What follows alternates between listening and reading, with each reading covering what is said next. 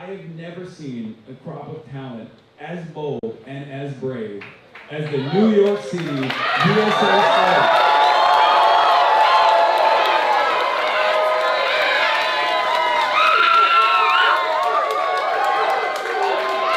And let me tell you, listen.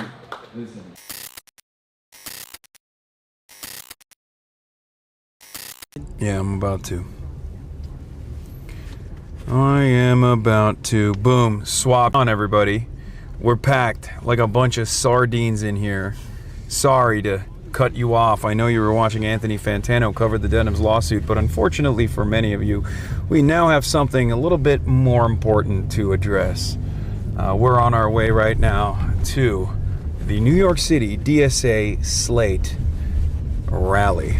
That's right. We're going to be accompanied by all of the DSA cadre, some of the best and brightest, some of the best revolutionaries around, who have been tirelessly organizing, knocking on doors, making phone calls, trying to get every single person in New York in the 5 boroughs to go out and vote for democratic socialism. New York is leading the way. I know Grant Plattner says something like that. He's like, Maine leads the way, the rest of the country follows. I was like, Maine? I don't know about Maine. I think Maybe. that's just because they're really, like, it's like dawn light hits there first. That's what he must be talking about. Yeah, well, yeah, I feel like when it comes to our political posture, our nation's political posture, I feel like New York is probably a little bit more ahead of the curve than everywhere else. That's right. I bet Maine doesn't even have as many chain restaurants as we do. I don't know if that's the case. You never know. Per capita. Is Noah Empreg, he's glowing. No, it's because March has the lighting base boosted for some reason. He's fine now, though. Damn, Noah's eyes are popping in that light. Yeah, it is hot as out in New York, by the way. It is 91 degrees. 91 degrees. Dude, I've been getting a lot of love in the city. Yeah? More than even before. Anytime. These guys were with me the whole time, so they saw it, which will look very cool on, Montreal television. But everywhere we went, there'd be like dudes biking randomly, be like, "Oh my God, Hasan!" They would get off their bikes, take photos and shit. It was crazy. They made me. I paid them, by the way. Yeah. Yeah, I paid them good money. I paid them like $1,000 each to show up and be like, "No, my God, Hasan." I'm sorry, nothing will beat the whatever paper it was in where you called the shot with the waiter. Oh yeah. On Charlie Kirk. That to me is the all-time. Yeah, that was precog. That was like. That was Vanity Fair, I think. But it's like Variety. To me, it's a really good. It's a really good example of why like doing press is kind of a numbers game. Like you should really like not be in the business of saying no, because eventually you will get a moment where you can make it seem like you can like see the future. But taste sound. But or whatever. Low key, I can't, because one of the things that was one of the first articles that actually arrived at the conclusion that a lot more people were in favor of Candace Owens' worldview that Charlie Kirk was by Israel, because the journalist before that moment was contesting it. She was like, people don't really. Yeah, and I was like, no, I'll prove it. I did the Babe Ruth. Well, it's all the like Netanyahu like brain rot that you consumed that gave you that, Yeah, exactly. Will says, what's the dress code for why is he asking? The dress code for what? Rocky Horror.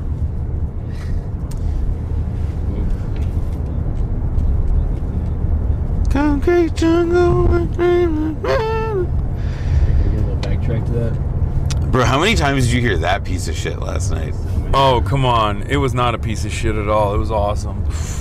Dude, Madison Square Garden is undefeated as far as vibes goes. Like, yeah, dude. It is the best place to see I'd never, because I've been to MSG before for I think I saw like Swedish House Mafia way back in the day, right? Something lame like that. I had no idea what a sporting event there would feel like until I experienced it. And now I know what like an actual team with an actual sporting event is supposed to feel like. Bro, you live in Los Angeles. It's not like there's a lack of successful sports teams. I know, and in spite of the success of many homegrown Los Angeles teams, Bro, I watched the Super Bowl with the Rams. Honestly, if you want to like fix your PR, just like go to a zillion Dodgers games and sit like vaguely near home plate. And people will associate you with winning and like good memories. They'll be like, wow, God. like... Is that what Ludwig was doing? That's what he was doing. Oh my God, he like, literally was doing that. The Knicks courtside thing was not like the... Like it leveled up this year in the like spectacle of it and in the last couple of years because the Knicks have been actually good. But like, you know, like the actual like gold standard has been like, you know, like when the Lakers are like deep in the playoffs and, you know, just like you see at the Dodgers, and it's like the Oscars essentially. Yeah. I mean, I think there's a tipping point though, and we've arrived at it. I think Taylor Swift attending the game last night was a tipping point. I'm already seeing people be like, "Oh, I have to shit." Why aren't you saying that about Cleveland when she was supporting Cleveland? No, I'm not saying it. I don't care. I have no dog in this fight. You're just reporting on the vibe. I'm just reporting on what I saw. There is like almost like they won last night, so obviously it's different, and it was such an incredible victory, like such an unprecedented comeback, that people, like, all of the rumblings went away and turned into Fox slander. But before that, I was noticing like posts on the internet, people being like, "Oh, it's like all these celebrities, dude." And of course, no one was referencing your boy because I'm not a celebrity and I wasn't on the celebrity list that they released. That was like a mile long. Did you see that? I did, but I think it's nice that like people love the Knicks and that like the Knicks love is everywhere and the city feels electric and special. But when this is all over, I don't think I ever want to think about a celeb again. Yeah. Like it feels like I've been having the same meal of like the best cacio e pepe in the entire world. You know what I mean? Like it's an incredible dish. Oh my God. It's just been like 6 days in a row. Hold on. Update. OSIN accounts. Someone link it to me. An F-35 might have... gone down? Might have gone down in UAE. Was it operator error or? Could have been a laundry fire, I think. The laundry machine on the F-35 broke. Well, you know, the good thing about the F-35 is that it's very cheap to make and very easy to replace. And also, like, yeah, famously, the best bang for your buck. Everyone always talks about that. They talk about how it's the best. You know, it's really important in this kind of age of, you know, like, tactical, mass-produced warfare, to, like, really invest in these, like, strategic weapons that you're never actually really ever able to use to their fullest ability. Because if you do, then you're probably in it. And then if you're in that kind of war, then, well, like, kind of humanity is ended. So where are you? Well, where are we? I think it would be anti-Semitic not to end humanity so that Israel can continue taking over more and more territory in southern Lebanon. With some people, it is like, I've been thinking lately, I would like to, you know, have, like sit in a room and just try and figure out, like, at what is, like, if you were to, like, explicate, like, what is the tipping point? Like, at what point are you like, you know what? Maybe this thing is not worth doing for Israel. Maybe this one... I don't know, man. I think a lot of people would be comfortable with, like... Bethany Mandel. Well, certainly her. She literally doubled down on her previous statements from 2014 today. I mean, responding to Track APAC because they were like, "This you?" Track APAC posted her. And she's like, "Yeah, I meant it." Like, yeah, and she was like, "It was in the heat of the moment, but also whatever. I meant it." She already suffered enough when her kids were spewing toxic sludge into their chin diapers. The other day I said something slanderous about, like, adult religious converts. And I was mostly joking. Wait, she's a convert? Yeah, dude. Wait. Yeah, her husband's I'm sure there's, like, a whole story there. Wait. And I'm sure she's, like, authentically, you know, feels her. Wait. So Bethany Mandel. Bethany Shondark Mandel. What does that mean? I don't know. It's an Irish name. Wait, so she was Irish Catholic? I think. I mean, I don't know. No. She could have been Irish Protestant. You never know. Okay. I mean, that would make more sense. That would make more like, sense.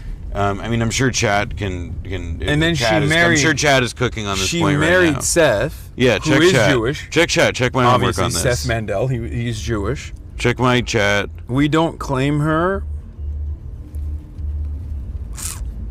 Sorry, big dog. I was Mexican maxing for the World Cup, but I'm back now. I'm pretty sure she's Irish and that she converted.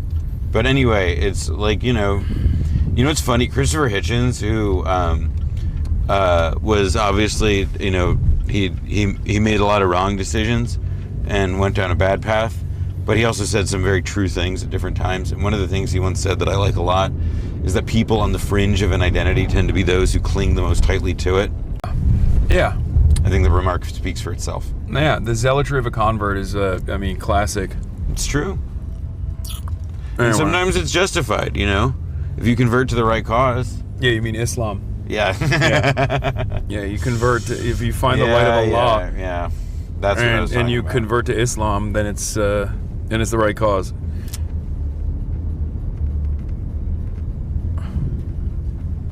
Timothy Chalamet's doing a Kalshi ad? No. That's a meme, right, chat? Clipped. What would be your price for Kalshi?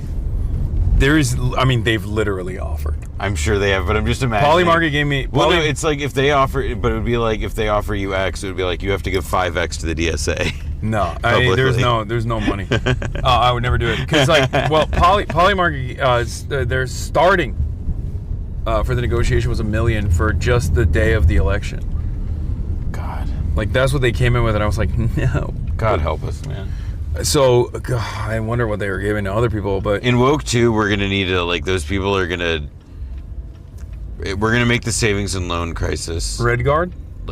2. Red Guard? Struggle sessions? We're going to need to prosecute... We're going to do that plus prosecute the fuck out of all of them. Like Dunce-Cap? I want to see people go to jail, man. Dunce-Cap with the placard around It would be... I was walking in the Diamond District a few weeks ago, and... There was this guy I don't know if he was doing a bit, I don't know what the deal was, but he was he got up on a step stool and he was wearing just his underpants and he was standing in front of some diamond store. I have no idea what he was doing. He had a cowboy hat on, he was holding a sign of some sort. I was headed somewhere. I had no interest in stopping to figure out that. But the spectacle, the spectacle made an impression, and I think that feels like a pretty non-violent, but yes, fundamentally coercive, but non-violent, method of shame and humiliation. Fuse that to some social media, shame stuff, and we got a struggle session going. We got something we can work with there. Okay. Everybody said, in the 2010s, it's everybody was bugging out this week about. Remember, has Justine landed yet? That woman who tweeted the joke, yeah. So people were bugging about that again, and it's that actually is that lady. A few months later, she got a new job as the head of comms at FanDuel, and she was fine. And I think maybe we do talk about people that said something heinous and then were yelled at on the internet as though they're warriors that he died in the woke wars. Yeah. Shut the fuck. No, my point is meanwhile the current... what if we channeled this power, we organized it, because if it isn't that lasting and that scarring, but it does it has the potential to meaningfully alter somebody's behavior. Yeah. I'm just saying. It's meanwhile, the American federal government is, I guess, trying to deport and denaturalize Trita Parsi. I saw that. It's what the fuck? That's actually happening. Listen, if it's a real test of whether or not the Quincy Institute's Coke money has any influence, because I hope to God that they're able to do something to free our boy. Yeah, so what? Yeah, I don't understand. I've always wondered why they were even allowed to exist as a part of the blob that's anti-blob. It's God forbid you have one think tank. One think tank that's good and smart and one. It's two. It's CI, right? Is CI policy. Oh yeah. That's Quincy is just the most they have a serious media operation. They there's a lot of really smart people out in the world. Literally, they pay to they help keep employed. They literally want to prosecute Trita because he's a bad bitch. And because he has influence, and because also Yeah, like, 'cause but he's- then now 'cause also he's- like, 'cause look, he's a I bad gotta bitch. say, you know, there's a reason that we read about this bullshit in like Fox News and in the free press, and that we are not reading press releases, we are not reading announcements from the government. Yeah, why And is CNN also? Why is CNN not covering? Because these guys, like, again, like, it's a very good point. Like, no, well, one, I mean, in general, I'll say like news agencies, sadly, like people follow one another's scoops less, which is unfortunate. Yeah, these but days. he in literally general, is a contributor. But that is a good point. He spent the last week on CNN talking about Iran.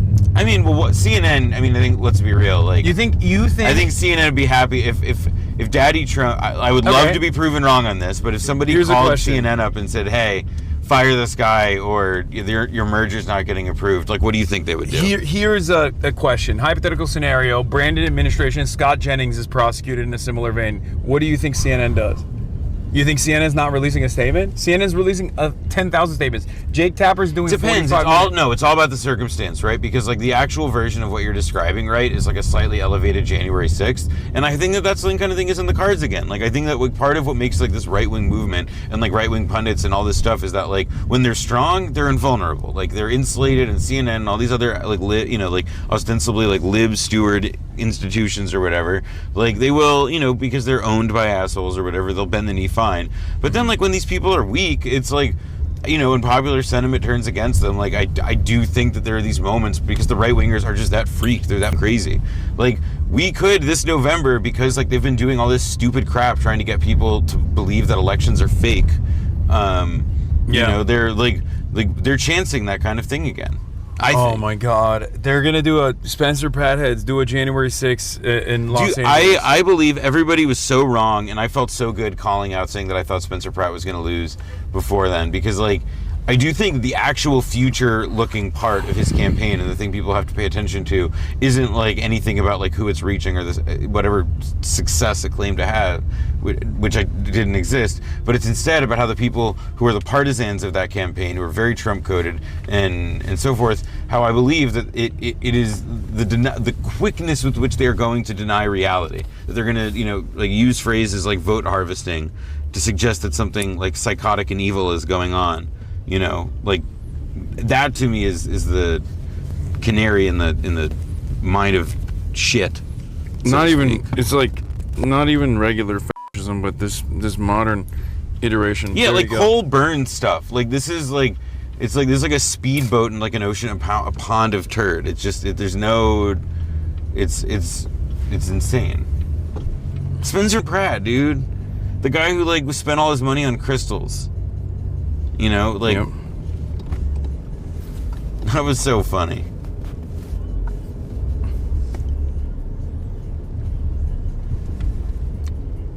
They go after everyone who's effective in CNN doesn't cover because you're the only direct threat to them. Hasan, put the pin on your jacket. I have two. That's why I'm literally trying to figure out what looks aesthetically pleasing. Because this is gonna look ridiculous if I have I think one on. I think. Oh yeah. Ooh, where? How do we get in? It's a. Yeah. Let's get a message. Do you know where it is? Oh, Randolph entrance. Randolph entrance. What street am I on? No. Randolph entrance. Oh, I see. Alright. So yeah, this one right here. Back this way. Alright. This is right. It's right here. Yeah, there. Right here. So yeah.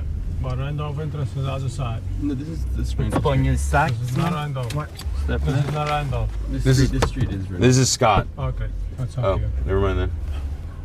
Oh, I think there's a contact anyway. Yeah. Oh, Yeah. We're good. Thank you. Thank you. Have a nice day.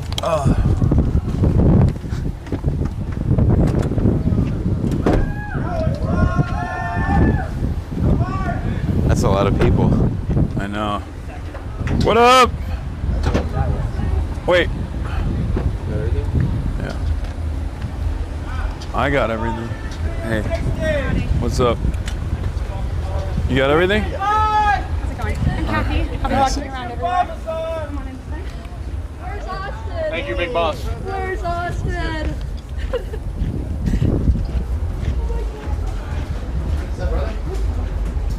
good? What's good? Right here. Alright. It's in your room. You got a bathroom, there's snacks in the fridge, everything. I'll send people in. I'm good. How are you? Good. What's up, dude? Nice to meet you. Got endorsed after your first. I know. Okay. How you doing? No water? We should do a double. We should route it with two mics so we can give the mic to the person who I'm interviewing. Because I'll have Noah. We'll have Noah on too. Is he gonna be in the You need the Wi-Fi? Yeah, sure. It's Silo Stat. Wait. Oh. You're live. Right. Yeah. Can you say something one more time? Thank you. Do you want to aid and abet in the interviewing? Yeah, Just threw happy you to. into this. This is what I Happy did to. with Felix too the other day with Molly Crabapple. What? Do they have The splitter's in the bag when you do it. Not Yeah, it should be. If not, we might need to switch to a shotgun potentially. Can you check your toolkit? I need to get on the Wi-Fi so I can check to see if it works. I see. I just got on. Why am I not? Okay, Mom just says the stream is up. Okay. Oh, great. he said the stream is up? Yeah. Wait, what Right. the fuck? Do I keep putting the wrong password in? What the hell? Yeah, it's cool. Did they put it wrong? Is it with caps? I don't know. Is it? What's the? Could you resend the password? Because it's not working, the one that you sent us. This one? Yeah, no, I have it. It's just Show not. me. Show me again. Let me see. I keep putting it in and it Yeah. keeps saying incorrect password. Here. Hey, they're trying to Wi-Fi. It's saying incorrect password. But if we're fine now, that's fine. Are we back on? Chat, can you hear us? You know what's Got it, fun? thank you.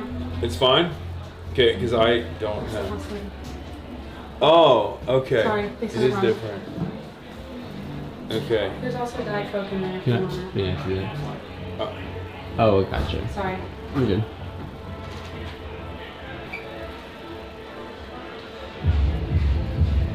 okay. Damn, they're just jamming in there. You know what's funny is I actually was on the guest Wi-Fi at this location already because I've been here for shows. Oh, you have? Yeah. Is this venue sick? Yeah. It's usually like a nightclub venue situation. Nice. Okay, does the camera have a dead pixel or just me? No, it does. It has the camera. We didn't replace it yet, right? No, we have to do that. Someone forgot. That's not true. We were gonna do it right before our trip to London. Well, yeah, and then we didn't go to London, so What happened? you know, things happen. Things happen. We slept in, missed the Yeah, flight. yeah. I fell asleep and I missed it. I missed my shot. Lazy. Left versus the establishment, a voter's guide to some of the most hotly contested races in New York's June 23 Democratic primary. Wow. Congressional District 7, Brooklyn, Queens. Antonio Reynoso versus Claire Valdez versus Julie Oh, Vaughn. it says audio not sync. Can you go on to toolkit and Yeah.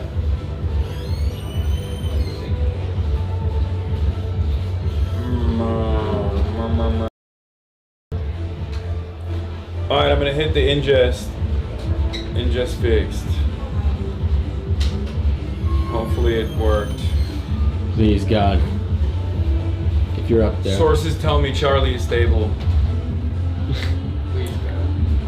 Did it work? Chat, is it synced?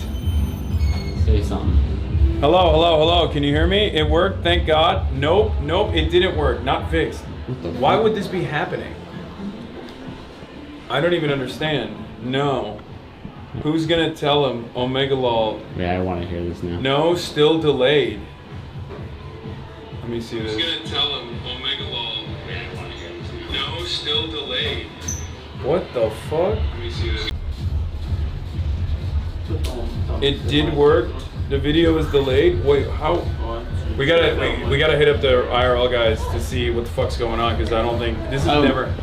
You want to? You might cycle the bag and then you switch back to the desktop. I mean, we're fucking hemorrhaging viewership if we cycle it. 2-second delay. Let's just hit up the IRL guys first. Okay. right? Here, do you want me to hold it? I can hold it while you do that. Okay. Give it to me. Hello. Up close and personal, everybody. I don't know why hitting that ingest fix did not work.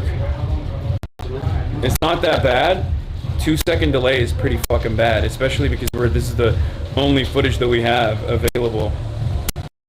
Do they have a professional team filming as well? Can use their footage potentially, but that's going to take a long time to get released. One more time, okay? Bear with me. Wait. Totally, yeah. Wait. Look at the bag. Is it dead? No, it's still transmitting. What the fuck is happening, dude? Are you guys good with the stream or something wrong? Oh, Fixed. We're synced. Fixed. Fixed. Okay. What's happening, dude? Nope, there's still a delay on my end. It looks like. Oh no, it's synced. It's synced. Okay, we're good to go, I think. And we're back. I think what's so frustrating about that is I don't know Why that happened? fixed it. Yeah. Or why that happened. Semi-fixed. No, it's fine. It's better now. Well, either It's way, not nearly as bad. either way, I messaged the toolkit guys. So, And now it's green. What the fuck? for your glorping. Yeah, but for a brief moment. Okay, yeah, I'm gonna put the bag on Wi-Fi. Yeah. You want me to hold it Yeah, again? could you? Or you just set it down somewhere, maybe like over here. Oh, you didn't bring it. Do we have the correct password now? Yeah, we do. We do. Actually, here, yeah, just hold it. Wait, hold on. Just hold it for a bit. Hold your children. I'm holding it. Hold your kids. All right, I think we're good to go in like a minute. He's gonna sign on to the internet off the backpack as well. And yes, I'm holding you guys with one hand, and then we can have this slate come through. Is it cool if we start you with Grace and just have a push yours and yours to DSA? Sure. Yeah. Audio is still fucked. Desync is bad. Chopped. What the fuck? Audio is glitchy. Desynced again. Dude, why is this happening? Run the Wi-Fi. Okay, but like, why is this happening? Try to ingest fix again. While we're on the Wi-Fi. Last time, this one totally works for sure. Live production looking. Desync is coming back. Super weird. Did you hit the people up? Yeah, I did. What do they say? They said seems fine now. Maybe fixed. It just keeps getting fucked. Okay, I mean, in this I'm so moment, annoyed. What's good? Yeah, they can come in. It's fine. let's do it. It's fixed again. It's good. Good. What's good? 1 at a time, or? We're going to talk to 600 plus excited people about why socialism needs to continue to win this cycle, every cycle, and why they need to get involved to make that happen. Question. This pied-à-terre tax is for people who want to buy a second property in New York City. How do we get Zoran to make an exception for me if I were to purchase a second home in New York City? Sorry, socialism means you have to pay up. There are no exceptions. This is a working class movement, so we're going to tax you. You know, from each according to their ability. Yeah, and such. What if I don't like it and we just cut it? We just do a little side deal. Well, look, if your second home is a rent-stabilized apartment, then you get it on the rent freeze. Yeah. So we can make it work. I'm not taking someone else's inventory of rent-stabilized apartments. Anyway, I'm joking. But we have a very exciting slate of candidates. I've interviewed all of them except for one, I think, because he came on board afterwards. Right. And this is almost like a check-in. Early voting is starting on Saturday. Yeah. And it's very exciting because I think in comparison, when did you guys join DSA? When Trump got elected the first time. You were like, I voted for him, now it's time to fight. Yeah, because he's also a socialist. According to Kamala Harris. Or You know, communist. for us, like we've been building this 10-year-long project to build a bench of democratic socialist legislators. It's not enough to just have the mayor or a high-profile Congress member like AOC. We need power at the state level too, because it's at the state where we can pass reforms that then presidents can rely on, and we can expand, experiments that we try at the state level, we can bring them to the national level. And ultimately, if we only elect Zoran and AOC, our project will have been a failure. Like, we're not here to create individual celebrities. We're here to build a movement of the working class and of the people. And we need to turn DSA into a factory to find the next Zoran, find the next AOC. That's what we're trying to do here tonight. Hell yeah. And for those of you who don't know at home, we have actually almost all of the candidates that are on the DSA slate at numerous points were out also canvassing for the likes of Zoran, for the likes of AOC as well. So maybe the next up, the runner-up is in this room right now. Absolutely. Who's out there door knocking. Yeah, so many of our candidates, Claire Valdez is a great example of this, were rank and file DSA members, rank and file union members who stepped up and organized. And that's a lot of what DSA is about. There is no political class that should exist, and we're taking them down because anyone can do this shit. And we actually have to if we want to change it. And it's far better to have people that otherwise wouldn't want to do this shit or come from that background who under normal circumstances have no way of doing anything beyond expressing their political point of view by voting, right, for another Yale educated, Harvard graduated, upper class elite that's not going to actually even know what the worries of the regular folk are. Yeah. And so DSA and organizations like that are very helpful in terms of identifying who has that kind of talent. We're one of the few organizations in New York that actually prioritizes candidate recruitment.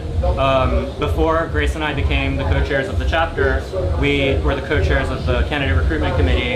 And it's really hard to find ordinary working class people who actually want to run for office.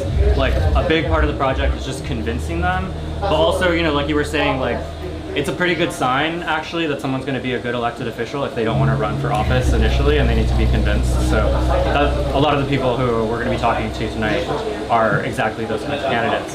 Yeah, it's cool. And what are some of the races that, by your estimation, some of the most some of the more difficult races on tonight's slate?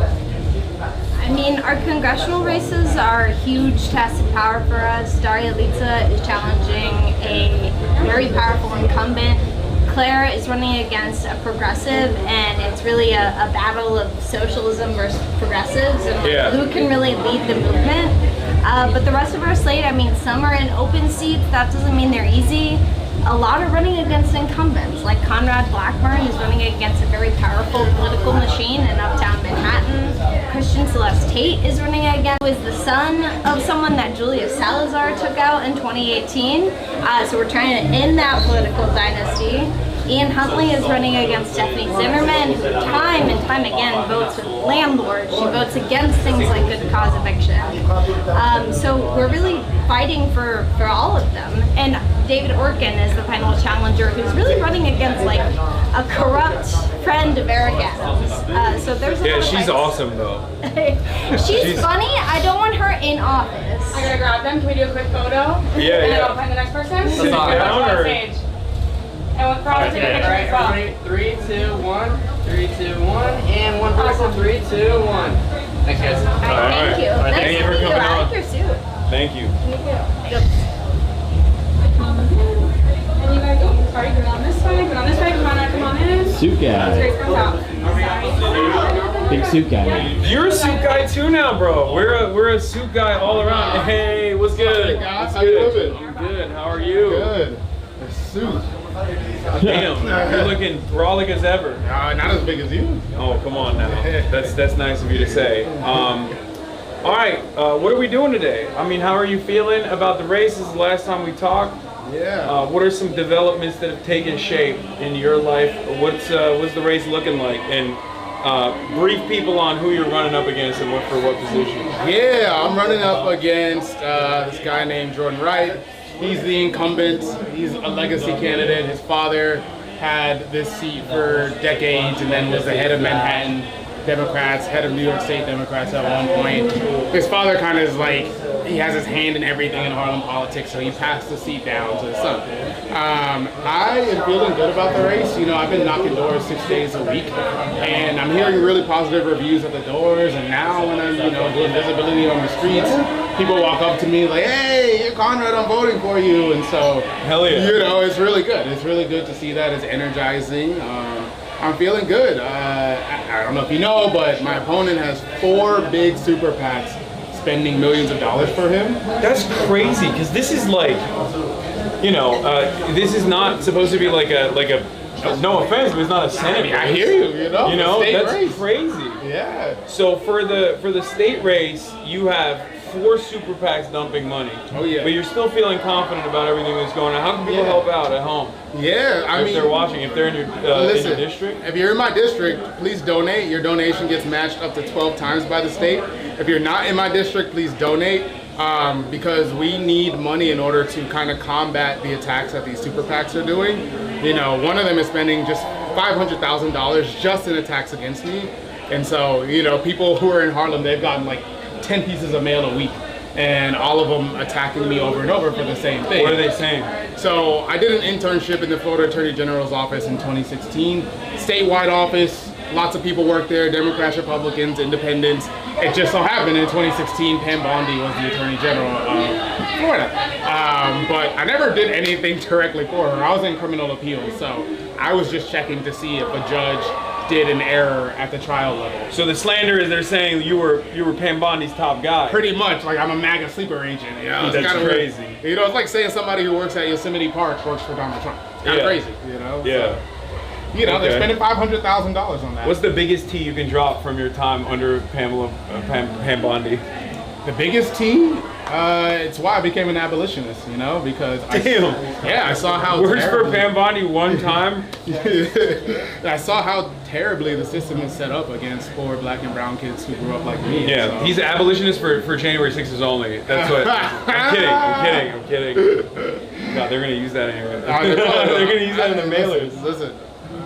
I believe in street justice, you know. Okay. So you're running every single like state level seat is running up against, like, it seems, someone's nephew or niece or son or daughter. Like, what the hell is happening in New York state politics? Why is everybody passing down their positions to their next of kin half the time? I mean, that's a great question, but when you think about it, it's just pure unbridled capitalism, right? These people are trying to hold on to their capital.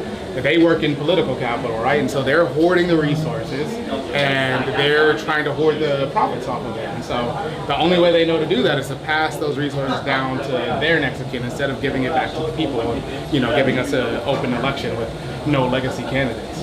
Did you see the Geese piece on Black socialism? The what?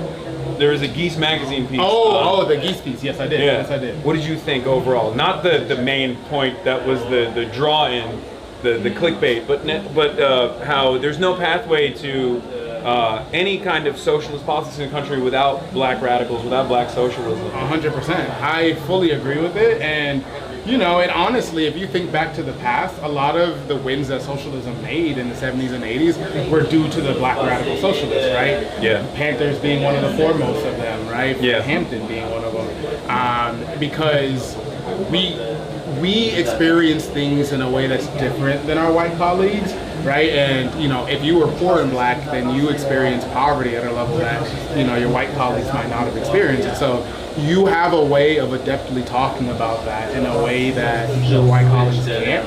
And because you kind of have that experience and that, you know, background, you're able to talk to other black people who are not socialists yet, and you're able to talk to white people, Latinos, right? And that's why Fred Hampton was so good at building the Rainbow Coalition, because he was able to speak a language that other people couldn't speak.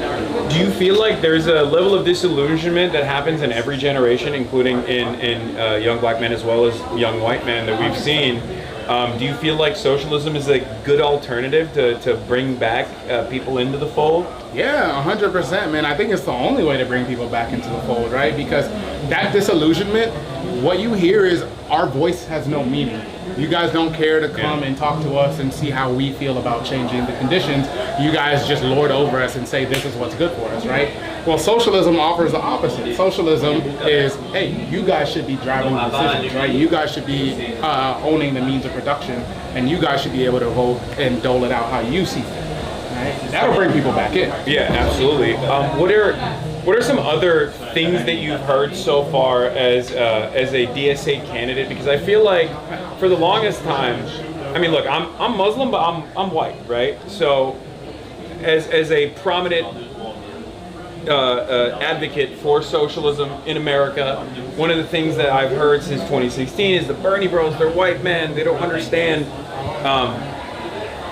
What is the craziest retort you've received from the establishment machine that's clearly trying to protect its own interests and its seat in this circumstance? Before I get there, you reminded me of that Kodak Black interview when Kodak Black said, "My name's Kodak Black, but every time you see me, I'm white." It's kind of funny, but the critique I get the most from them is that, you know, I'm helping prop up a gentrifier organization in DSA. That's so wild. Espaillat has been also kind of being xenophobic with his arguments against Daria Liza, who is Afro-Latina too. Yeah. So like the fact that she's both also Dominican and he's still angling it in that way has been very interesting to watch, because these are the guys who have literally allowed that gentrification to happen because they're in the pocket of the real estate developers. Literally, you know? They're like all the older folk, all the like older black and brown folk that have been living in these neighborhoods have been priced out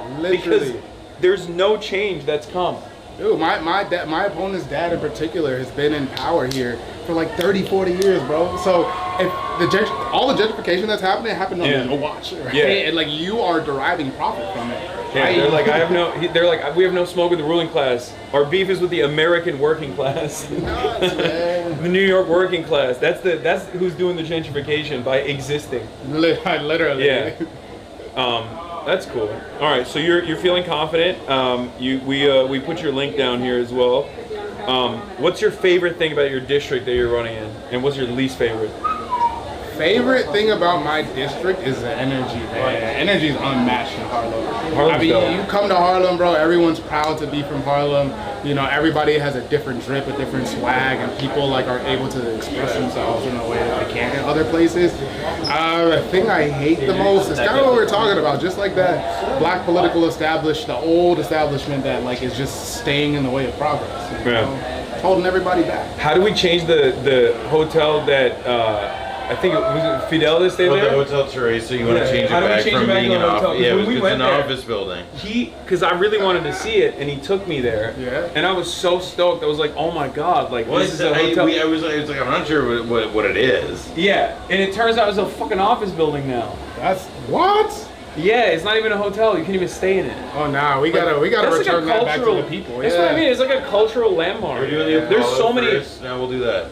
Yeah, there's so many cultural landmarks, especially Harlem as well, that I feel like is being erased. Yeah, man, and you know, some that are being built that shouldn't be cultural landmarks, like my opponent's home. Craziness. You are bringing it back. Got to, man. They've been trying to sling my name in the mud. Yeah. Yeah, no. Talk your shit, King. This is Got your. to. This is your opportunity. Yeah, I'm talking my opportunity. shit. Let's go. Okay, cool. So you said the least favorite is your opponent building a house in the district. You know? Okay.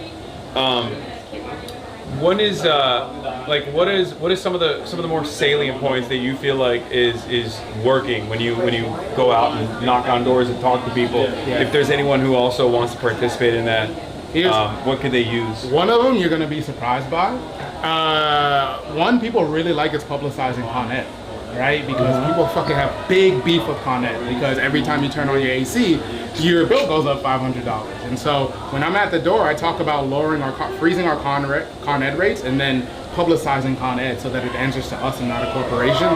People love that, and people love cooperative ownership of our housing because Harlem is 85% renters. Our landlords have so much power, and so if we have cooperative ownership of our buildings, then we have a say in what goes on in our community, and these developers can't come in and knock our buildings down. So, those are the two people love the most. Okay, publicizing Con Ed. What are in the state? What are some initiatives that you're looking to advance? Because like obviously there is some momentum being built on the DSA front, and you're going to have Zoran, and then also at the congressional representation you have AOC, but obviously internally within New York State, like what are some of the first things that the DSA slate is like seeking to accomplish, and like obviously caucus with like a larger group as well?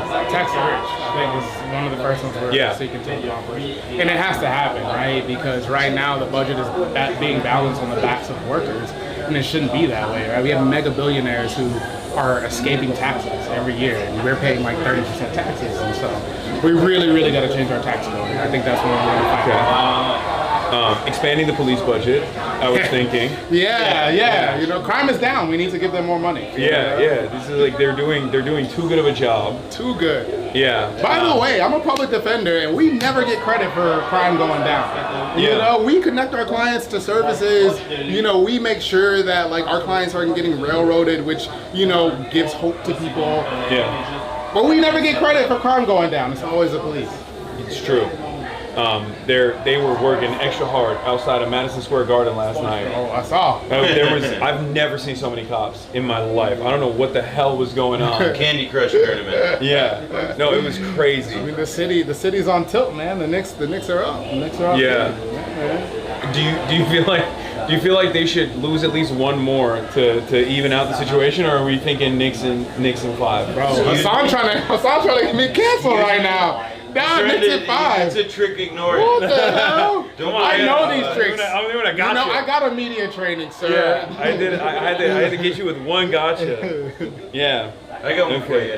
How is DSA involved in your campaign and in your district? So DSA helps bring a lot of volunteers, which is good because we need to raise our name recognition. So it's a lot of door knocking. DSA really helps with fundraising as well because we will hold rallies every so often, and there's so many members that there's a good fundraising base and apparatus. And DSA helps with overall morale, right? Because you have people who are willing to stand in solidarity with you and fight this fight. Yes. And how involved are people who don't live in New York City or who don't live in your district? I mean, they're involved in the sense that they're donating and spreading the word, which is helpful. Like, unfortunately, politics is still a pay-to-play system, and so we need money in order to send mailers, pay our staff. So, they're helpful in that way. Word. Yeah. Word. Okay. I don't know how we're supposed to do this. Are we just chilling? I guess so, until somebody gets us. All right, word. That's what I usually do. We'll keep chilling. Chat, do you guys have any questions for Conrad? Yeah, what's up, chat? What we got? Last time I got called, what, a Chad?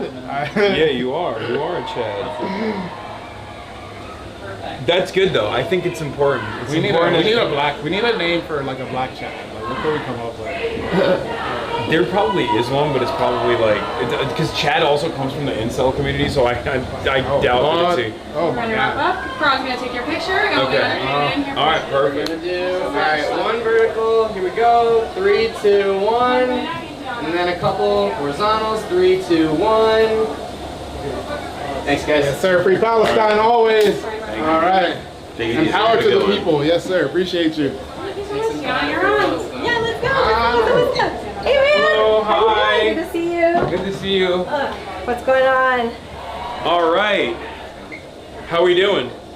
Doing good, man. So, how's the situation looking like for you since the last time I saw you? Yeah, so I don't remember whether, I think it was before my special election, but I've been in office now for 4 months, so we won. Yeah, that's the, Yeah, the People's Republic of Astoria continues to be represented by a Democratic Socialist. Yeah.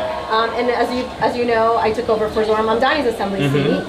And I feel good about election on June 23rd, but I feel so good about having this incredible slate. of candidates who are running to join me in the Assembly and the State Senate, and also our 2 incredible congressional candidates. So we're only growing. What are some of the initiatives that you guys are seeking to advance with the New York City DSA slogan?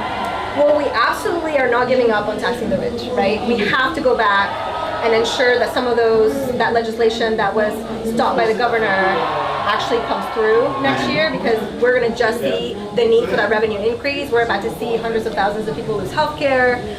We're about to see folks face a lot of housing issues because she refused to fund housing vouchers that a lot of New Yorkers need to keep a roof over their head. And of course, we need to continue fighting back against the rising tide of fascism from the federal government. I represent a 38% district born outside of the United States, and that means that I have the responsibility to continue protecting my neighbors. I am an immigrant from Ecuador, so I know what that's like to go through the immigration system in this country, a deeply unjust system that both Democrats and Republicans have been complicit in creating an agency like ICE.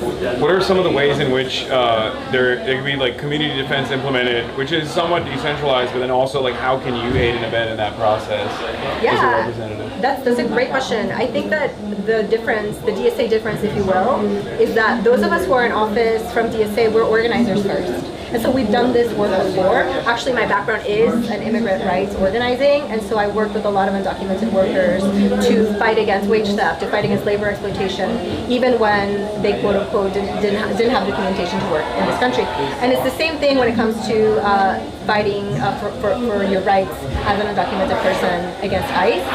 What we can and must do and are already doing is being in communication with each other as elected officials to make sure that we're the first line of defense when one of our constituents is taken. And I have to tell you, what is super helpful to that for me is that I have a congresswoman who in my district is AOC. So when you have someone good in Congress, it really matters because she has been able to help get people out of detention. And that is why it is imperative to elect people like Claire Valdez, like Daria Lisa to Congress. Because you really will have somebody who's not beholden to APAC, is not beholden to ICE contractors and private prison contractors that are benefiting and profiting off this bullshit. Isn't that precisely what happened with Mahmoud Khalil and Espaillat, who refused, even though Mahmoud Khalil is a constituent, Espaillat refused to even meet with him, meet with his family, or make a big fuss about his release until much later in the process. And I saw his initial reaction, and it was so horrible. I mean, his initial reaction was not dissimilar to Chuck Schumer's, which is like, again, also gross. Because they're not dissimilar. Yeah, it's unbelievable that you have a senator and a congressperson, a representative, both represent themselves so tone deaf because they are either ideologically aligned with the administration, which Chuck Schumer directly is when it comes to Israel-related issues, or with Espaillat, also ideologically aligned because his pockets are being lined by AIPAC and foreign lobbies that are representing the interests of Israel. And I want to say that is exactly why the Palestinian cause is tied to the abolition of ICE and to immigrant rights. It's deeply connected, and also the federal government's assault on freedom of speech, which is rising, as you know, personally, internationally. True. I'm receiving it from both ends. I got the American government and the British government now. And we have a Democratic Party in New York that is complicit in that. We're passing buffer zone bills to suppress people's speech. And this is not about anti-Semitism. This is about illegal land sales that are taking place in synagogues. Those protesters are also showing up when they're happening in hotels, right? It's not about people worshiping, it's about the illegal sale of occupied land. Which is the bigger crime, really, than whatever people may or may not say in these protests, especially when the counter-protesters or the protesters in defense of the settler fairs that are taking place inside of these synagogues are saying way more heinous things than what the pro-Palestinian side is saying. I mean, they wave Kahanis flags, which is a terrorist organization. Sorry, I don't want to interrupt, but we gotta keep it going. Okay, we gotta keep it going. Keep it going, my friend. All right. It was so good to talk to Great you. Thank you so much. We're gonna do a quick picture, Gianna? Yeah, let's do it. And then we'll switch. Alright, 3, 2, 1. 3, 2, 1, and then a couple verticals. 3, 2, 1, 3, 2, 1. Sweet, thanks guys. Will you also just offer your granola bar? Yeah. Ian, you're good. What's going on? Hey, what's good? God damn. I want That's crazy. You know what? The drip is out of control. Hey, it's about the good life. It's about the good life.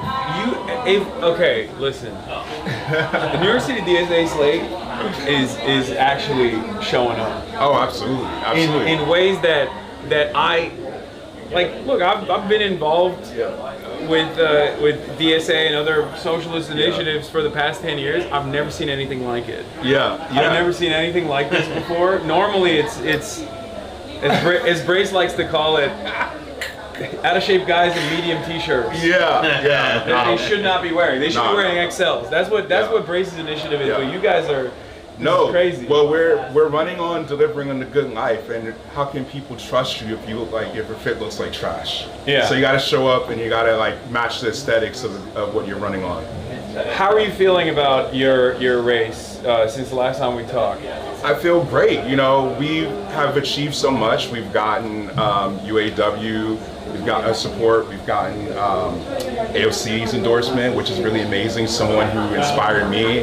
I actually, like, when I ran, sat across, when she first ran, I sat across the table from her and was a union organizer. I didn't have the time to be involved in that campaign, but it inspired me. It's what made me join DSA, and so I have her endorsement. We've got a lot of momentum on our side, and we're really killing it in this home stretch. However, we have a ton of money. These billionaire babies are having a tantrum, and they're flooding the zone with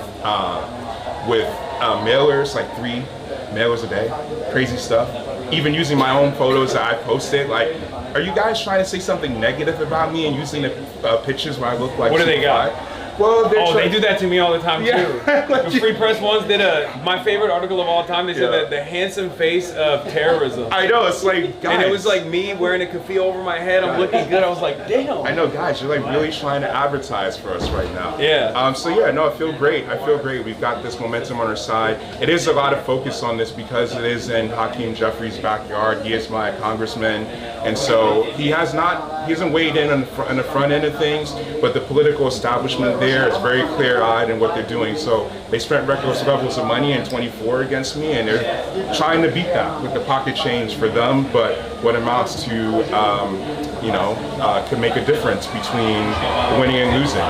And that's why, we're part of a movement that people have to turn out for. Yeah, how can people aid in your campaign if they're in your district or if they're not in your district? Well, they can sign up to my website, eon4assembly.com, and that's EON4assembly.com, where you can sign up to donate if you don't live in New York State or New York City or Brooklyn or whatever.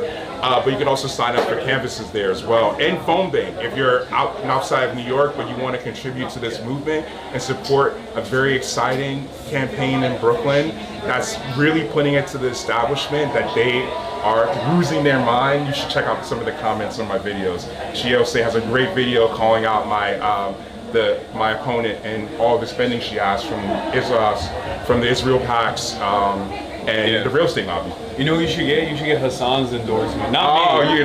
Not me. I already have endorsed you. Hasan Kwame just. Oh, okay. There we go. There we go. Do you know, his brother. You know his brother is based. I always bring this up because I follow him on Twitter. His brother is like actually based. Yeah. Perhaps it'll be a secret mailer. I also wanted to highlight this too. If you can canvas, we have these dope ass bandanas. I wanted to bring you one too, but we didn't have any more. But you can get this. Alright, look here, 3, 2, 1, and then a couple verticals, 3, 2, 1. Amazing. Thanks, guys. Thank you. Appreciate it. Yeah. Take care, y'all. Oh my God, he's literally going on right now. Well, look who the frick it is. Look who it is. Welcome. Thank you for having me. What's up? How are we doing? I'm great. How is everything going in your race? How are you feeling? Oh, it's great. Honestly, like, Are you the only white guy on the slate? yeah. I was calling that I was out. hanging out with John Wilson last night. Yeah, Ridgewood things. And it was like, I was like, when we're together, it's like the quirked up white boy Olympics. Yeah, you are, because everyone always is like, DSA's so white, DSA's all white boys. Yeah. And I was thinking back and I was like, I've had a lot of candidates on my stream. I think you're one of the only white guys on And what is that? Like nationally. How should I? It's good. It's representation. It's important. I'm glad that you're fulfilling a very important role. I made You- DSA close to its roots. Yeah, and Grand Platinum. I didn't know it was gonna be a hot couch, guys. I didn't know it was gonna be a hot couch. Yeah. Oh yeah, you thought you could get. No, I mean it's really interesting because I'm running against Jennifer Rauch Kumar.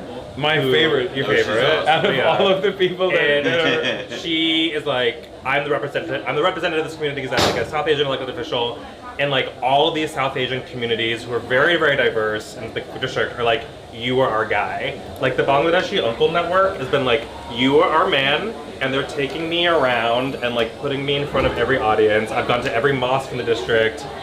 It's really resonating, and the reason, she's a Zionist. Yeah, and she's taking mad money from Israel folks. And that just really folks the Zionist lobby. God, really hang me up, y'all. She's taking mad money from Israel groups. She's taking mad money from MAGA groups. She's taking mad money from Hindutva and Hindu nationalist groups. Yeah. And like that's where she's had 5 years in office, and people see through it. And most importantly, she's got Eric Adams' endorsement. The coveted Eric Adams. I didn't want to bring this up. I felt the loss. I felt that loss when we didn't get that one. Did you think that? Well, after my, imminent? like long relationship with Eric, the various trips we've taken together abroad. Turkey? Yeah, we go to Turkey. Why do you think I'm wearing this hat? Yeah. He's hiding the scars. I'm hiding the scars. Yeah. But the real scar was what Eric did to you. So on a personal level, yeah. And that really hurts, but I really believe in like investing in relationships moving forward and just having kind of a clear dialogue, and that's the kind of like restorative process that Eric and I are going through right now. As soon as he gets back from Albania, we're gonna get that started. Yeah, he broke my heart with that one too, because I thought he would get Turkish citizenship, and instead he moved in a different way. And he got Albanian citizenship instead. Mm-hmm. So I guess he's hurt both of us. Well, that's just one of the many things that we have in common. Yeah, we both share many. So, you're doing well. You're feeling confident about your feeling race. great. Yeah. And let's run it back again. The incumbent that you're, going up against right now. What are some of the biggest failures of her tenure so far? How much time do we have? The Bangladeshi network to be on your side, right? As opposed to hers. Well, it's not just. It's interesting because I think a lot of people, when we go knock on the door, they're like, literally anyone but her, like, sign me up, and I'm like, okay, I actually like have spent my entire life doing a bunch of like cool and important things, and they're like, yeah, just tell me where to sign. But like, I actually have dedicated my life to the immigrant rights movement, Palestine solidarity movement. I founded a Jewish Voice for Peace chapter in Arizona. I've like lived in the migrant shelters. Like, I've gotten countless people's citizenship and like fought deportations. And I think that really resonates with people, and also the fact that she's been in office for 5 years and like doesn't have much to show for it. Like, she's never passed a piece of legislation that has a budget implication, like nothing in the budget. It's just kind of these like fluffy other bills. And then she spent 4 years like literally dancing around town with Eric Adams, and people were like, "Where the hell were you?" Yeah. And in that same time frame, I was working with people in the district, fighting deportations, getting them status, getting them paid at work, like getting mad money that was stolen from workers in the district. And I think that really resonates with people. So it's both like she hasn't been up to much, and then also what I have been doing like does really resonate. Like where, like the Bangladeshi uncles, for example, it's like, yes, I've been a very, very active person in the Jewish Palestine solidarity movement, and that really resonates. And also it's like, who lives in this district? It's like the Uber and Lyft drivers of the city, the delivery drivers of the city, the construction workers of the city, and those are the people that I've represented for the past couple of years as a workers' rights attorney, and those are the people I'm going to continue working for. And also it's hella fun because... What's the biggest... Oh, okay. All right. Well, last question. What's the biggest attack you've received, and how do you retort? Well, she put my dad on blast for being a butt doctor, which is crazy because they try to make it seem like he does BBLs and he's actually just like does colonoscopies. And she's losing the unks again. I know, and it's like, guys, colon cancer is coming. I was about to say, have you guys done a colonoscopy yet? And would you like one? I have not, but maybe. We're gonna talk later. We're gonna work on that. We're gonna work on that. Oh yeah, we gotta take a photo real quick. Okay, what an ending. All right, 3, 2, 1. 3, 2, 1. All right, and some verticals. 3, 2, 1. 3, 2, 1. Great work, guys. Thank you, boys. See you on the flip side. Colon cancer's no joke. No, I know. It's rising amongst the youth. Yeah. Get checked out. Oh man, looks good. Looks good. Buy some treats. Buy some treats. Oh hell yeah! We got more merch. That's crazy. Every time I come here, man. This is my campaign shirt. You want to read it out loud? Okay. New York is a union town. Right. So we are the campaign with the most union endorsements in this race. Oh and wow! The pigeon has become our emblem, so we're kind of rocking that. I live in Iapa's district. Iapa's running to be my assemblyman. Yeah, and you've been glazing him hard. I have been. Appreciate it, yeah. And the pigeon is the right. I think it's the right. I think living there. Yeah, I think it's the sexy DSA. Oh, I got another one. Oh, you got one already? All right. Well, not this one. Not this variant. Yeah, we're mutating. We're very. Okay, hell yeah! I like this one even more than the other one. Hear that? I'm really excited about your race specifically because we're flipping Dime Square back. Yes, we are. We're taking it Dime back. Square is no longer a safe haven for crypto fascists. That's right. And Peter Thiel affiliates. And it's going to become a socialist utopia. It's a socialist utopia, and it's very important. It's very important to get that across. I completely agree. So tell me a little bit because I did the DSA slate. You weren't there. Yeah, my race didn't exist yet. Yeah, your race had not existed. So who are you running up against? Like, what are some of the biggest problems caused by the incumbent here? Okay, so yes, so the current state senator, he is retiring, which is causing an opening in the assembly. Yeah. So it's an open seat. So I'm running against 5 other people. It's kind of a zoo of a race. And the majority of them belong to Democratic clubs, all of whom endorse Dan Goldman, the APAC candidates. So the majority of these candidates are part of those problematic clubs. So I'm completely against that as a candidate, as a socialist, as an organizer. And I'm a housing organizer here in Lower Manhattan, anti-ICE activist as well. And down here we have Chinatown in my district, as you know where you live. And so a lot of families are scared to show up to school every day, to take out their kids every day. So it's very felt. This very rich immigrant district is very felt. Okay. And so, aside from the Dan Goldman, like who's the biggest op? Who's the most difficult? My one biggest, so far? my strongest opposition, my strongest competitor, maybe this Chinatown figure named Jackie Long. He's kind of an anti-shelter kind of guy. He's a conservative Dem, like Chinatown figure. So if anyone, maybe he's my biggest competition. I would say him. Okay. Yeah, good question. Okay, how do we slander? I'm kidding. Okay, what have they done? You said they're anti-shelter. Yeah, so they'll run their ads and their mailers, and in English it sounds like somewhat progressive, and they'll have Chinese subtitles and in the Chinese text it will be like, and we're against homeless shelters, and we're against. So it's very sly, very cynical to kind of be palatable to everyone in the district, so that maybe folks who are more conservative, who are Chinese will read that and think, okay, well he's on my side, but maybe some progressive, like people who don't speak English, will read that and think, okay, he's for me. It's very calculated. Okay. Yeah. What's your attitude about homeless shelters in general, or how do you think we can combat homelessness in New York City? Is it a policy problem, or is it a personal moral thing? No, absolutely. It's a complete policy problem. Lower Manhattan is a very rich district. We need more housing, we need more affordable housing. We've seen opportunities for real low-income housing, like under $30K a year housing, be blocked by our legislators. It's not okay. We need to always be on the forefront of this. That's why I'm supporting a bill to pass the Social Housing Development Authority, which is Emily Gallagher's bill, which would create a new authority to create new housing. It's super relevant in downtown. We're very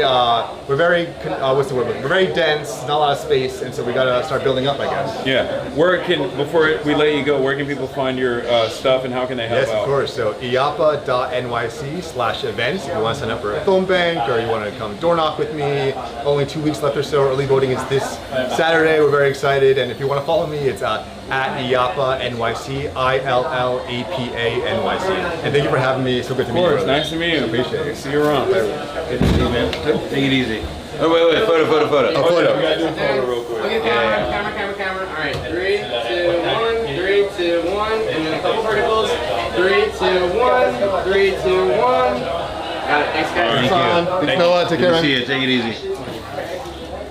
Yeah, we got hella merch. Speed dating, dude. This is what I did last time too. Remember? Yeah, no, I remember. You were there.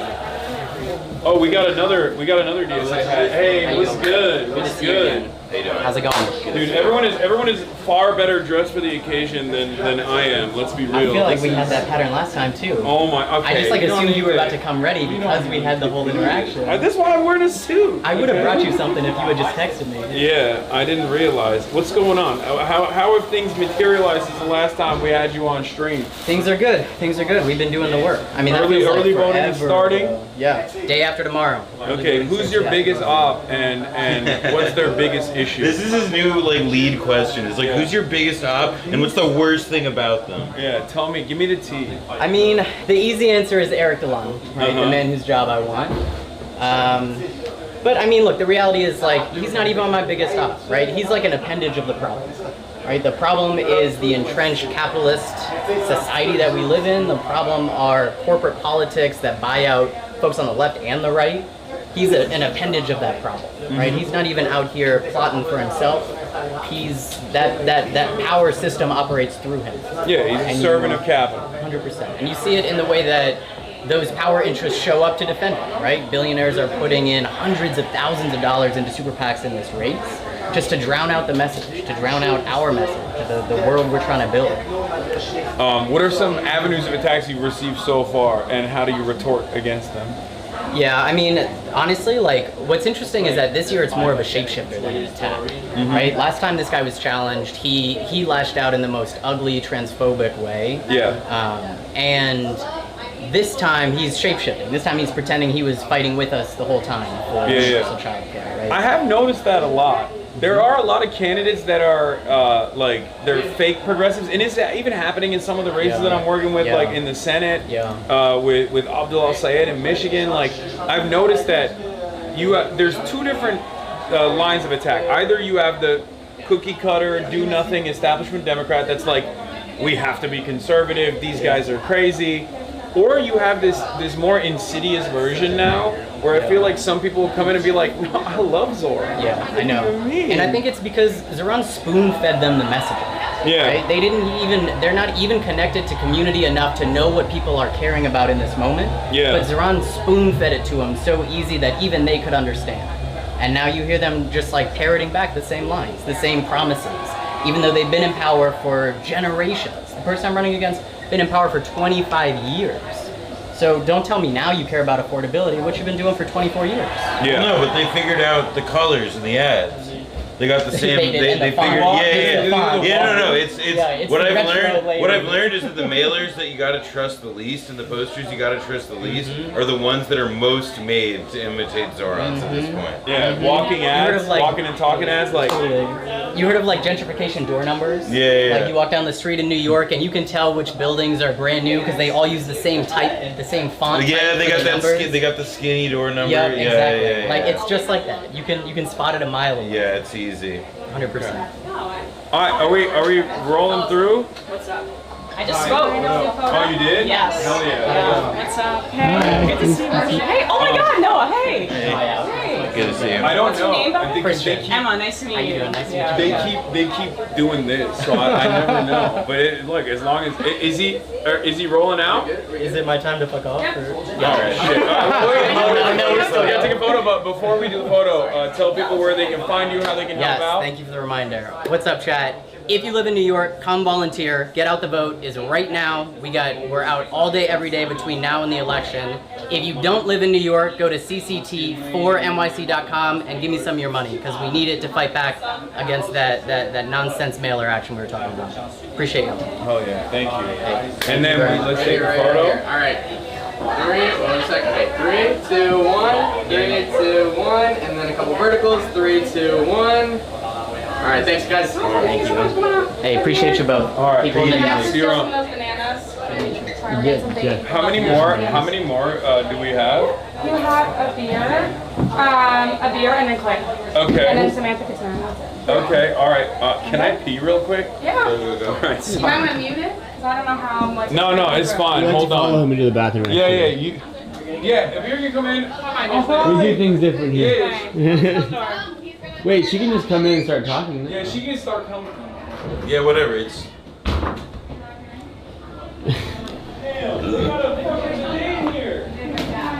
Keep shouting. Water. Oh yeah, water. I like the speed dating thing. It's cute. Yeah. Nice. I'm fighting every demon to like not. I know, dude. I was like, you know what? No, I can't. I got willpower. I'm sorry, Reese's. I can say no to that. Oh. Cute. Yeah. So far, so good. How we doing, chat? We good? We smoking? Y'all doing? We cooling? Alright, so we're gonna get Aber. Piss Mike.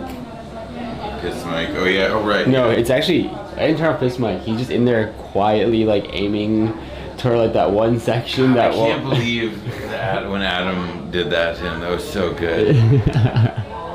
No, I forgot about that. I was in the room for, not in the bathroom, but I was in the room for that one. That was so It's good. happened a couple of times. We've had a couple instances on the record. At this point, you just gotta remember, like if it's not your There mic. have been times I've intentionally set him up for failure.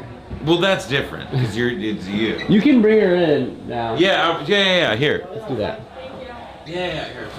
Whoever come in. Yeah. Who's ready? Yeah. Just have her talk to camera too. Hey, how you doing? Good. Let's do it. It's fine. No, it's okay. How you doing, my friend? What's up? You outside. You all the way outside. You all the way outside Hi. making trouble. How are you? The Oh kind of my trouble that I God. want. Hey. Of course. Did You you know know I that- bought one already. Yes, This is yours. Oh, you Hand this is delivered. hand delivered. Come on. Right for Let's you. go. Let's go. Let's go. All right. All right. Did you know that Linda was like my auntie, basically? Like actually or no? Pretty much. Okay, the one for me, I'm leaving you alone. All right. Okay. Here, look at this one. Okay. 3, 2, 1. 3, 2. Yeah, the whole segment's a photo shoot. All right, let's do it. Get in here. Yeah. This is for you. Thank you so much. Oh my God. This is this is why I do it. This is why I come here. It's not for the socialism shit. It's for the free.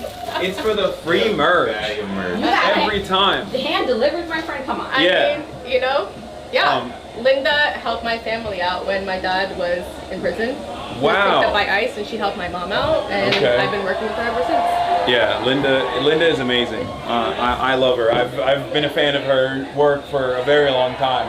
Hasan and I are probably the two most hated people by the Democratic Party. one of the OGs. Yeah, that's who I like to hang out with. Yeah. Well, hated, but also at the same time, we do have a lot of fans as well. I mean, that's right. And We're building a movement. Exactly. There's Honestly, a lot of fans of justice. Linda helped build to this moment. I would say. Absolutely. 100%. And I will say, Linda knows this. When she was going hard for Bernie in 2016, I was like working for her, and I was like, this electoral crap. I don't believe in this. Oh, you I were was like, more- what's Linda about? What's Linda? Yeah. We started getting everybody in the community to call him Uncle Bernie. I'm Uncle Bernie. Because I was a little bit more skeptical about electoral politics, Yeah. but And look at you now.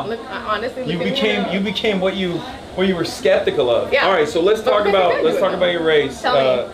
She'll be the first Palestinian American woman to go to the New York State Legislature. Just so you're She's clear. feeding you the point. I know. You're going to be the first Palestinian American woman to go to the New That York is State true. Legislature. That is true. But also, the campaign is not about me being Palestinian. Yes. I think the fact that we have always been fighting for Palestine is actually what everything else is about. Yeah, Because of if you course. fight for Palestine, that means you fight for everything else.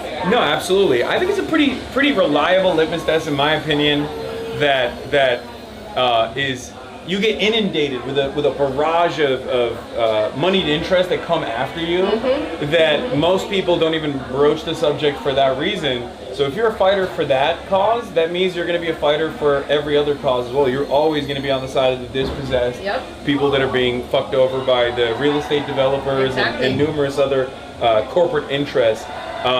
So who are you going up against, and who's your biggest op right now? My biggest, well, I'm running in Western Queens, and that's parts of Astoria, Woodside, Sunnyside, Richmond. You got to come through. My opponent is like a progressive candidate in the district, and I think that what our race is really about is kind of, you know, what does it mean to push beyond just fighting for incremental change? Yeah. What does it mean to actually go into Albany? You can have people who go in and they're good people and they do this or that, but we need a whole movement that is going to push Albany to change. So that's really what our race is about. And who's my biggest op? Is it you? Am I? No, I'm asking you. I don't want to No, be on, honestly- I don't want to be on your wrong side. No, I actually think that the whole entire Democratic establishment is our op, because in a way we are differentiating the difference between what does it mean to be a Democrat and kind of fight for this thing or that. But if you're going to stand against MAGA, if you're going to stand against ICE, then you need to stand up for Palestine, and that's like the big differentiation I think we're So talking you're about. the person you're running is they're not sufficient in terms of their advocacy for Palestinians. I will say that I helped write the Not on Our Dime bill with Assemblymember Ramdani. And when we started that from 2021, we introduced it 2023. There was a few people with us. 2024, we had 350 people with us. And my opponent, actually, very glad he signed on this year. But I think, you know, I think what this movement is about is being a leader. It's about being a leader and being bold and courageous and taking the fights that no one else is taking to Albany, starting them and building that, not kind of getting on afterwards. All right, how can people help out if they're in the district or out of the come district? through, volunteer. We had one of the biggest volunteer operations in any Senate race in New York just 2 weeks ago for our Day of Action. So come out this weekend, come to Astoria, Woodside, Sunnyside, Ridgewood, Glendale, Elmhurst. We have canvases all over the district. Come knock on doors. That's how you have the conversations. That's how you make it happen. We're trying to get Hasan to canvas because he doesn't want to have me on his show yet, and I'm not sure why. Yeah. He's asking about other people, but you know. Yeah. I'm right here, I don't. Hasan. I'm right here, Hasan. I don't. I've only had you on the stream twice now. Twice. But Gluttony. That's what this is. Come through. Come through because it's where it's at. Okay. All right. Thank you so much. We took the photos already, but we can do it again. We do it again. All right, 3, 2, 1, 3, 2, 1, and then one couple vertical. 3, 2, 1, 3, 2, 1. Sweet. Thanks, guys. It was good to see. So you're not gonna put on my jersey now? Well, not No, right not now. No. Maybe I'll try to. You want me to do the whack ass Alright, why don't you hold You want me it? to do the whack Do you ass wanna Zoran hold thing it? where I'm wearing under my suit? No. But why don't you hold it while you're Yeah. standing next to me so it's jersey? He's so unk coded. Who's going, me or him? Yeah, you. All right. All right. Okay. Good to see you. Two more. All right. Okay. Two more. All right, perfect. Hello, hi. Hi. How are you doing? Good. How are you? All right. We met before. Yes. How are things progressed since last time I saw you? How are you feeling about your race? You got early voting starting in Saturday. Yeah, in a couple days. Feeling good. I mean, my race is a little different from the rest of the slate because I am running to fill Claire Valdez's current seat. So it's like an open seat. Yeah. That is already held by a DSA member, so I'm more like just showing that we're still here and that we're still strong. So Can't get too confident. Can't you get too gotta, confident. You gotta. Yeah, we're running You gotta it like fight a like normal, you're down 30. Exactly. Like the Knicks last night. Yes. You know? Exactly. You gotta have that Brunson mindset. There was an incredible moment of Zoran coming. So I live in Ridgewood. Claire and David Organ and I all live in Ridgewood. Like a 5-minute walk from each other. Zoran came out to Ridgewood last night, like at halftime during the game, and then it like turned around, like as soon as he walked into the bar, and everyone was so excited to see him. Like the game completely turned around, and it felt like a Ridgewood blessing. Yeah. Zoran blessing. So that Hell was yeah. exciting. Yeah. What are some of the initiatives you're going to be pushing for that will expand upon what Claire was doing as well? Yeah, well, so my background is in housing organizing. Worked a lot with tenants. I've helped start tenant associations, done a lot of like fighting for stronger tenant protections at the state level. And what I'm specifically interested in is social housing. And like finding ways to decommodify housing. I've done a lot of that kind of work, like making it easier for tenants to organize my favorite and talk. gain ownership of their buildings. Yeah, we can talk about it. Where does that fall? I'm asking for myself, because I always say, like, I don't understand the NIMBY distinction. Well, I do, but for me, I'm like, I don't care. I just want public housing. Yeah. So where would you say that falls on the NIMBY distinction? Is it as prominent here in I feel like the New York as it contours is in San Francisco? are a little different here, Yeah. and in, I know like in California it's really interesting. San Francisco is like yeah. Shia Sunni. Yeah. Like, you know, Protestant Catholic. Yeah. They're warring. It's a warring faction thing. There are definitely diehard, like, let's not build anything people here. I want more housing options. Like, the housing situation is so bleak here. Yeah. And, like, definitely part of the solution is to build more housing. The way we do affordable housing at the city level is, like, very terrible. We just build, like, a few units of not very affordable housing in otherwise market rate buildings. It's, like, basically what we do. I think we can get more creative at the state level.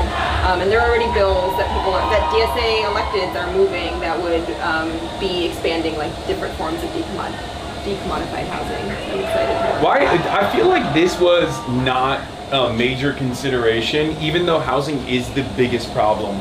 And yet, like, we always talk about Medicare for all, but I feel like even within the DSA framework, like, this is the first time I'm hearing like more and more electeds and more candidates running that are now talking about an alternative vision, which is not necessarily an alternative vision when you think about like all of the other implementations of this in other countries, and even some version of that, albeit busted, here in the United States of America.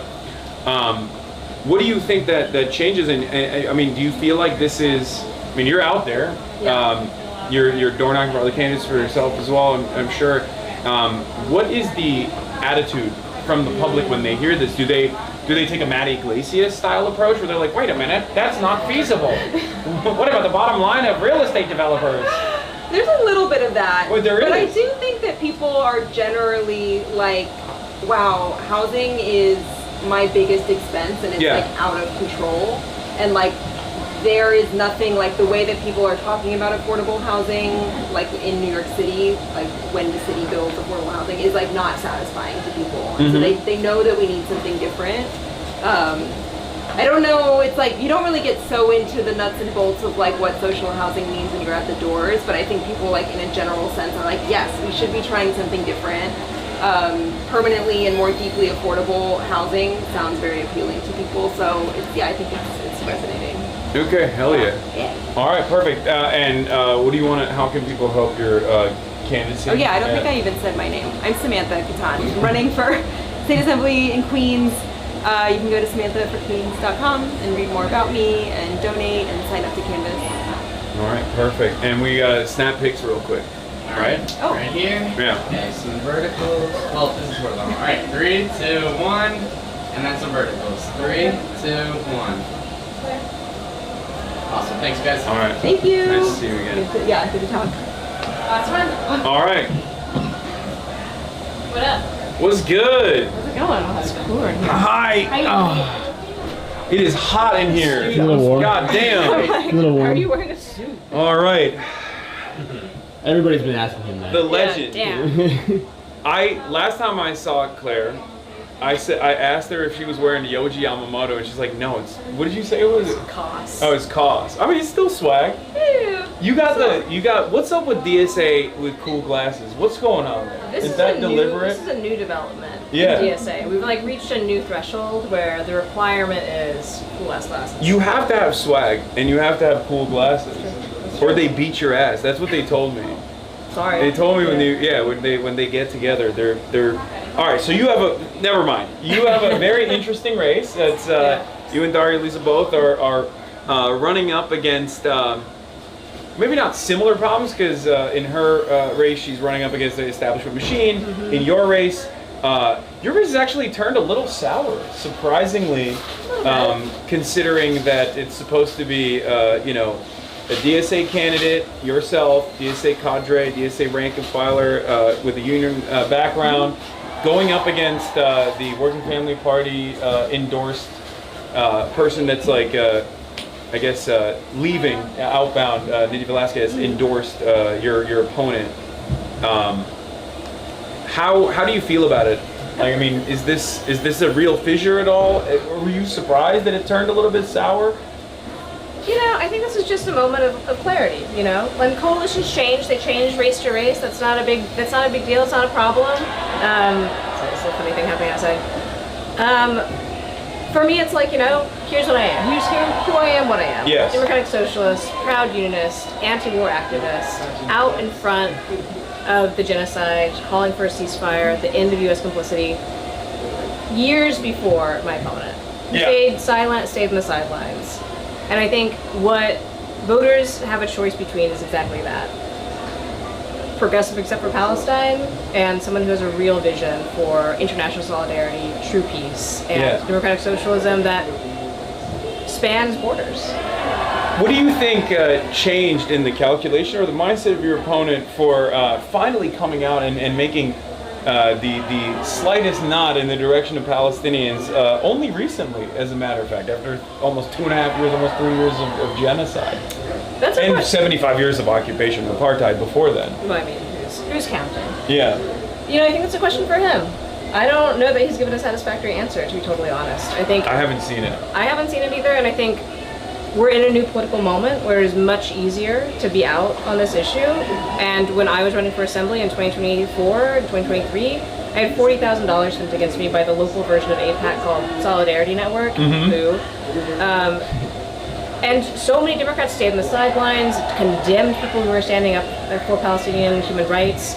And this is not the district for that shit. It's not. This is New York 7. It's the heart of the Common Corridor. It's a district where people have been mobilized and outraged by the genocide, want to see real action on it, and don't want to see us sending, writing blank checks to an apartheid state. One of the things that I personally love about your candidacy, about your platform, has been how unbelievably outspoken you've been, and how you're unafraid to show your moral compass on the issue of endless, ceaseless militarism overseas. Do you feel like there's hope that there are more and more candidates that are now running in this way, openly and outwardly calling out American imperialism in a way that I certainly have never seen? I mean, even some of the more bold, progressive champions of the last decade have always shied away from criticizing America's actions or American intervention against our designated foreign enemies, our foreign adversaries. And yet, you are charting a very bold path here. How have other establishment Democrats reacted to that? Do they even offer lip service to it? Do you feel like people will inevitably shift on this issue in the way that they have with Palestine? I think so, and I think some of it may be generational. I'm spitballing here. Some of it may be generational. I'm a millennial. We're all millennials here. I came of age during the invasion of Iraq. I saw the kind of building of consensus around this war machine, and then the murder of 1 million people in Iraq, the destabilization of a region, and the introduction of a new forever war. I'm sick of it. That was my introduction to kind of foreign policy and U.S. empire. And that was the same story as so many people in my generation. And now we're coming into power, we're coming into politics, we're coming into a place where we're leading the conversation, and we know what that was. And so we're not going to stand for another illegal war. We're not going to stand for billions and billions of dollars being spent bombing water treatment plants and refugees, and instead of giving us health care, And I think that there's a much, right now, especially with the bombing of Iran, there's such a straight line between international politics and foreign affairs and domestic policy and real pocketbook issues. It's much easier to draw those connections. So do you feel like in your canvassing and your door knocking, do you see people making that connection? Because foreign policy and domestic policy are technically inseparable, and yet for the longest time, I think we've partitioned it off because it's uniparty, really. Democrats and Republicans alike have always found consensus on this issue and rarely ever cared about the democratic process or the opinions of the masses, and they still kind of don't.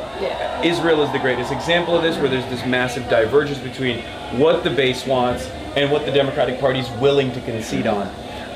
But as far as the people that you talk to, when you tell them we don't want to spend money on bombs and endless destruction of schools and civilian infrastructure. We want to build our schools here. Does that connect with the population, or are they going, actually, you're wrong. I do want to blow up schools in Iran instead. Thankfully, not in New York 7. In New York 7, it's resonating, and people agree. You know, I think it's both the fact that I think this particular war is actually really directly hitting people's pocketbooks, rising gas prices, rising prices of other things, and you know, we're at a moment when something like 450,000 New Yorkers are about to lose their health care because of Medicaid cuts.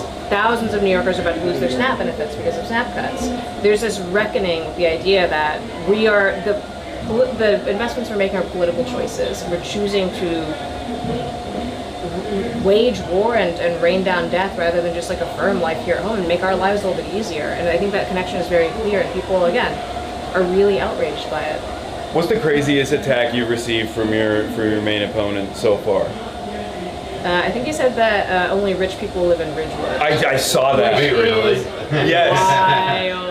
But it's his it's the district that he's trying to win. Well, it's also and Williamsburg, which is where he's from. It's Yeah. So what's that about? I've seen this like new meta, this new shift, the narrative of gentrifiers, right? And it's oftentimes coming from people who are like, with Espaillat, I mean, he's directly in the pocket of the same people that have allowed this gentrification to happen. But in your circumstance, like, where is this argument coming from? Why did they find this to be a salient point? I don't know. I mean, this is like classic kind of like divide and conquer politics. It's like the things, you know, when they called us Bernie bros before, and just like, oh, only like white men support Bernie, which is like, okay, like me erasure specifically, but I think it's about like dividing working class people against each other. And like, look, bosses and billionaires are doing a really good job of that. You know, like we need people who are going to unite the working class and who are going to acknowledge that, like, if you are a DJ and Bushwick and you have 5 roommates in a 1-bedroom apartment or whatever, like, you're not rich, you know? And like, you're trying to eke out your life. Maybe rich in culture. Rich in beats. Yeah. But you're trying to eke out your life same as your next door neighbor. You know, you're still tenants, you're still going up against the landlord lobby and the REBNY in New York City. And we need to be united if we're going to take on those interests. That's why I'm not taking any money from real estate. So you're feeling confident? I've never felt confident my entire life. But, you know, we've got, 12 days left, so it's time to hit the doors, it's time to lock in. I was about to say, how can people help? Go to ClearValdez.com, sign up for a shift. We have 12 days left, and at 9:01 on June 23rd, the worst feeling in the world is thinking, fuck, why didn't I sign up for one more shift? So now's the time to lock in. This race is winnable, all these races are winnable. We just gotta put in the work. All right, Claire Valdez, thank you. We're taking a photo. All right. And then it's on your own stage. 3, 2, 1, and then some verticals. Oh, amazing! Thanks, guys. Yay. All right. Oh my God! Ready on the stage? Yeah. All right, let's do it. I got it. All right.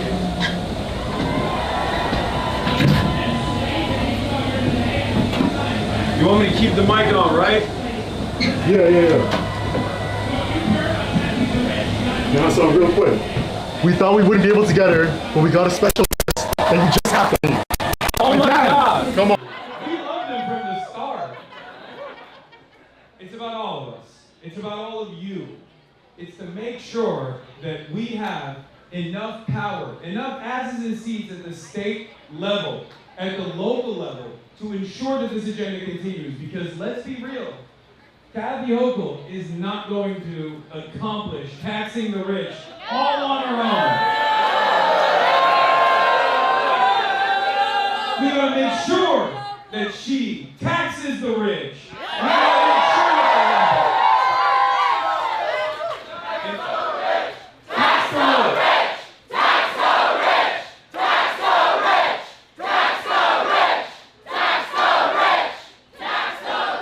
Maybe not too much, because I want to buy a home here. Just kidding. I would gladly pay the pied-a-terre tax. I don't know what these guys are worried about. But yeah, I'm very excited, and I'm really glad that you guys are here, and I'm really honored to also introduce two congressional races that are coming up with Claire and Maria Avila Chevalier. Because we're going to make sure that we are undeniable as a force in not only New York politics, but politics across the entire country. All right. Is that enough? Is that good? I have a speech too later. Don't worry. I wrote it. You wrote it? Did you really wrote it this time? Yeah, I wrote it. I did. Oh. And on that note, one of my favorite candidates, and I'll be honest with you guys, I like her a lot more than I like Zoran. And I really like Zoran. Claire Valdez, ladies and gentlemen.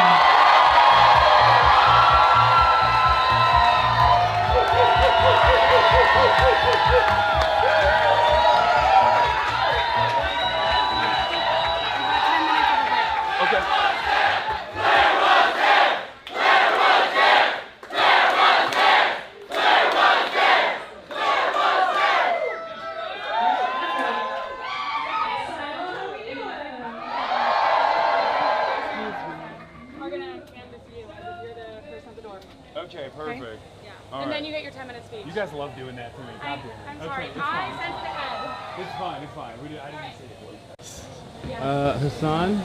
All right. I don't know the fuck's going on, but we have You can chill wherever. If you want to chill here, chill there. Oh shit! But really? But it looks recovered. I know. I recovered it. It was weird. The entire like HDMI of the background, the camera, like.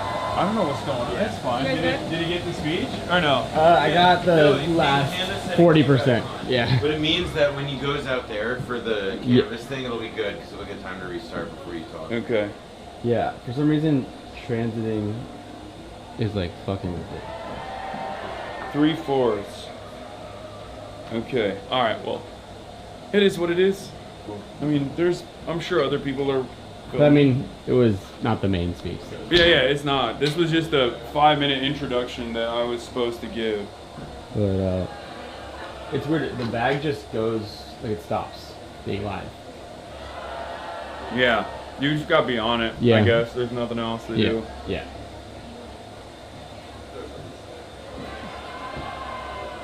It was good though. Not the last part. We didn't catch you pandering, so you can run it again. So you can see that part. Okay, they didn't hear me pander? Good. It's my secret weapon. How much time is there? What? How much time did they give you? 10 minutes. What's good? You can come in here if you want.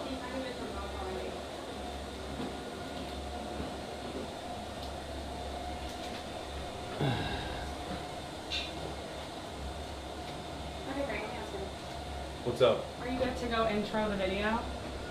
Is Sure. there, like, special guests, like one Yeah, at the yeah. other minute. Okay. Thank you. Yeah. Thank you. No problem. You happy? Yeah, no, Okay. it's great. Are you guys happy? It's a real question. Is I have no everything idea good? what's going on. Very sweaty. Chat, I'm gonna be watching you. Tell me if it F's the second it F's, okay? It's very hot.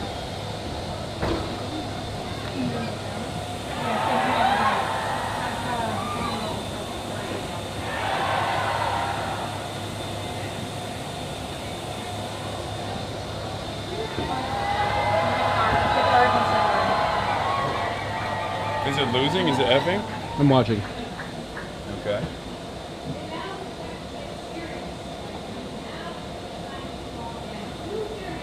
Also, how was the volume up there, chat? Still holding. That's good. It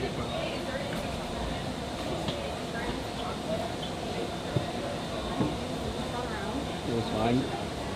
Volume was good. Saying the volume is good. I meant like up there on stage with the crowd and stuff. Was it like loud as fuck or was it good? Stage volume good, okay. All good strangely. That's I changed it. I'm changing like 10 settings at once when you transition to the fucking stage.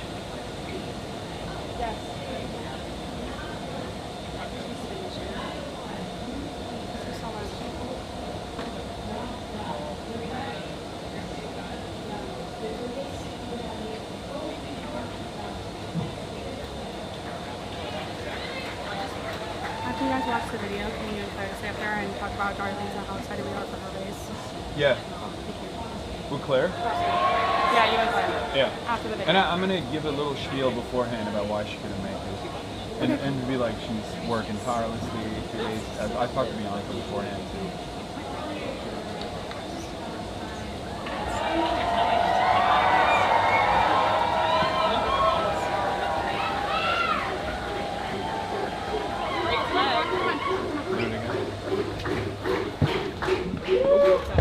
Give it up for Claire!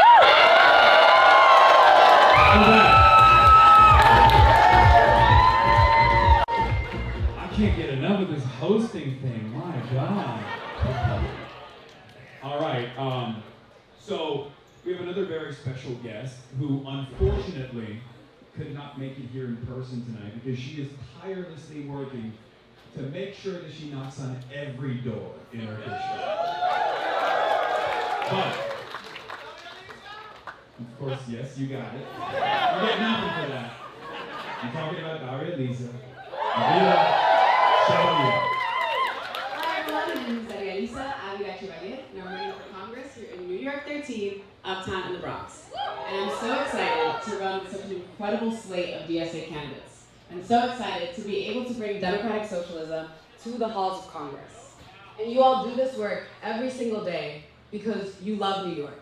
And like so many New Yorkers here, we are tired of a politic that seems to only look at us as statistics, a politic that has consistently put profit over people. And because we love the city, because we love the New Yorkers who live here, we have fought for something drastically different. Something that continues to fight for New Yorkers to make sure that we can stay in New York and to make sure that the lives of working class people are reflected in the halls of power. And we've only been able to do that because of all the work that you all have done. So, from now until Election Day, I'll see you at the phone banks, I'll see you at the canvases, and on June 23rd, I'll see you at the polls so that we can elect a democratic socialist slate.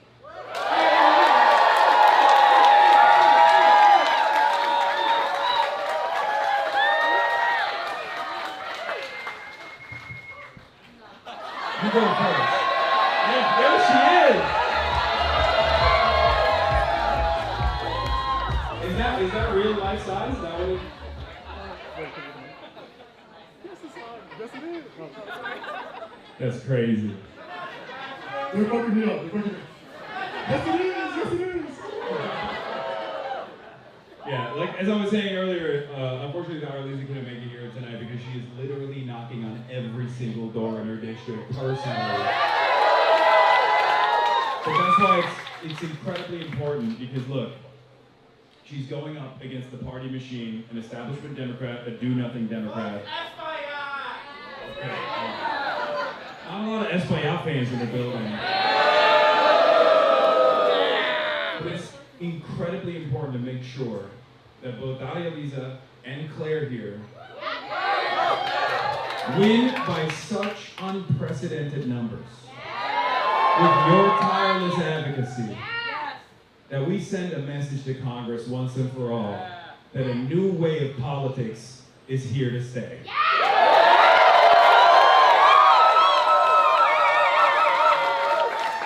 Look, I'm serious. Look, I've been doing this stuff for quite a while. You know, a lot of you probably also were around in 2016, and you went through the Bernie Sanders process, and you were like, "Wow, there's an old guy who's saying things that I didn't ever hear from another Democrat before. That's awesome." And yet, the reality is, even with all of the previous progressives that we've all gotten elected all around the country, I have never seen a crop of talent as bold and as brave as the New York City DSA slate.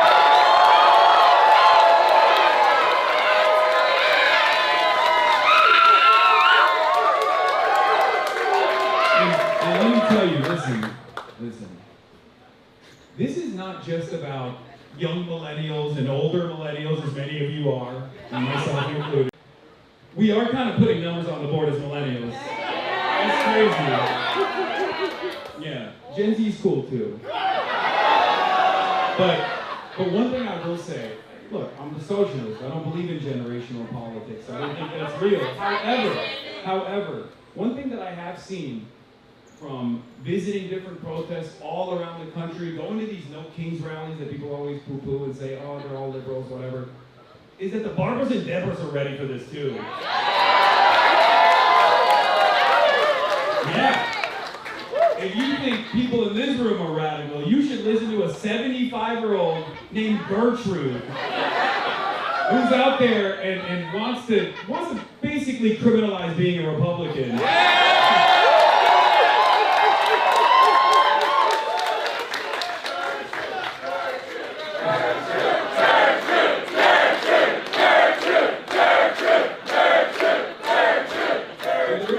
There is real change here, and I'm very, very excited to hype up and stand next to giants like Claire and Lisa. I mean, literally. Because, you know, I've rarely ever seen such tremendous ideological representation at such an important level. I mean, a congressional seat is tremendous amounts of power. So to have someone like yourself, to have someone like Daria Lisa really advocate for not just the things that we've been demanding, like Medicare for all, but to have a much more bold vision about American foreign policy, for example, in a place where you will be able to make an impact, is unbelievably important. And that's precisely the reason why they are spending so much money to make sure that this doesn't happen. But they got the money, but we have the people.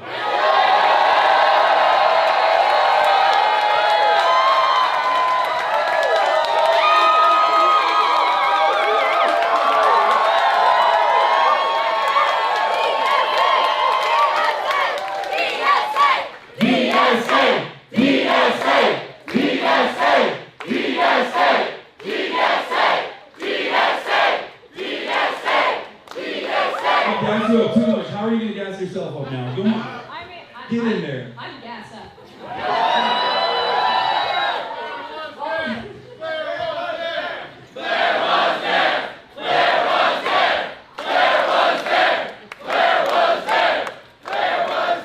And I just have to say again, what an honor it is to be joined by Daria Lisa on stage. Genuinely, what a badass campaign, what a badass candidate who's taking on machine politics. It's an honor of a life for me on the slate with her and so many of my other socialist comrades. Guys, we can win. And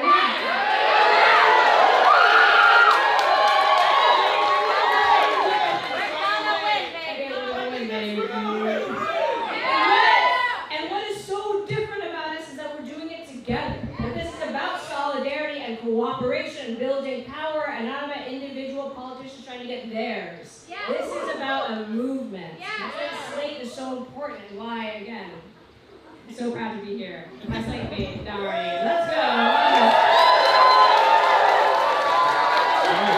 Well, thank you, everybody. I'm getting a wrap-up signal. Give us a hook. Right? Good? All right, solidarity for everyone. Oh, sorry, we have a special. Wait, what is that? I'm hearing someone knocking on my door in my mega mansion. Doxed by the New York Post, by the way. Who's that at my door? Hi, my name is Adriana. And I'm Sebastian. Is this? Oh, sorry. I was gonna say, is this Hank Becker? We're two campaigns. How did you guys find my home? We're with two wonderful Democratic socialists who are running for office. We're here with Conrad Blackburn, who's running for state assembly. And Daria Lisa Avila-Cholier, who's running for Congress. Have you heard of their campaigns? No. Okay, no worries. Wait, tell me about it. There's a very special election happening in just 12 days in your district. Both of them are Democratic socialists. They're running on kind of similar issues on different levels of government. They both want to make sure that people can stay in their homes. They both want to make sure that housing is affordable. I like that. Okay, tell me more. I've heard about about this socialism stuff. I'm a little reluctant, but I like affordable housing. Of course. Yeah, and I think there's another big thing that is on both of their platforms, which is making sure that we protect New Yorkers from ICE.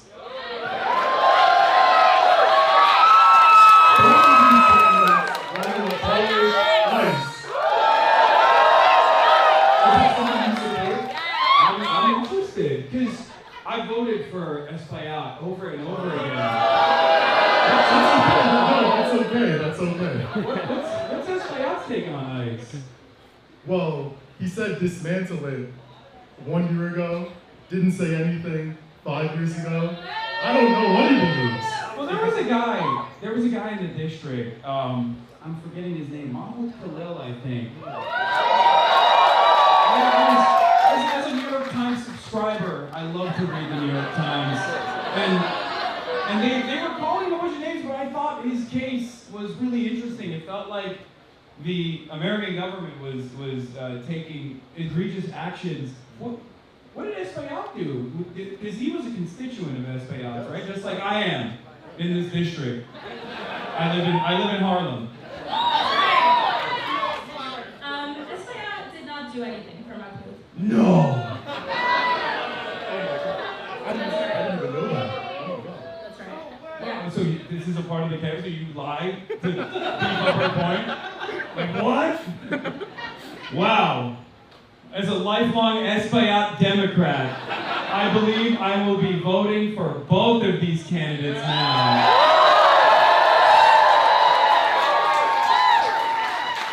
Amazing. The primary is on June 23rd. Okay, you can find your poll site at vote.nyc.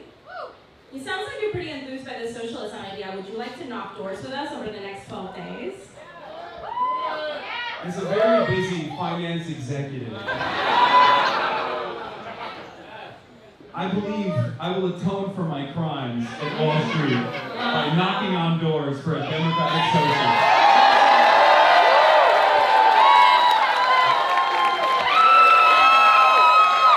Listen, if you want to sign up, you can go to Canvas with 2 S's, .socialist.nyc, and you can sign up for a Canvas near you. If being a finance executive makes you too busy to leave your home, you can also phone bank. You can also sign up for phone banks at canvas.socialist.nyc. Is there a QR code? Is that a real thing? The address is on the board. This will happen at your Canvas site. Yeah, they bring a whole thing at every door. So, when we were asking, it sounded like a lot of you said yes on behalf of Hank. I am asking you now to take your phones and instead of taking pictures, scan that QR code right there and sign up for a Canvas. There are people all around the crowd with clipboards. You can also turn to them and scan the QR codes on their clipboards.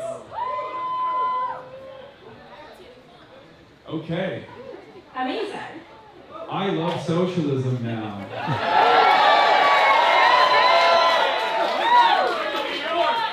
And make sure to take your lit to learn more about the candidate, Mr. Becker. Thank you so much.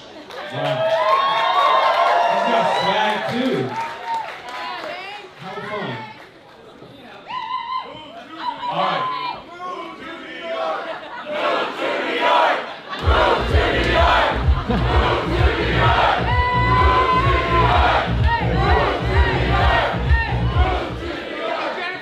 I didn't even realize Chelsea Manning's on the ones and twos. That's crazy. American hero. Wow. All right. I wrote a speech. Well, I got Noah to write most of it, so shouts out to Noah. Hello, New York City, DSA. Can you hear me? I pandered earlier, so I can't say Nixon 5 again. Yes, you can. Nixon 5! Nixon 5! Nixon 5! Nixon 5! Nixon 5! Nixon 5! Nixon 5!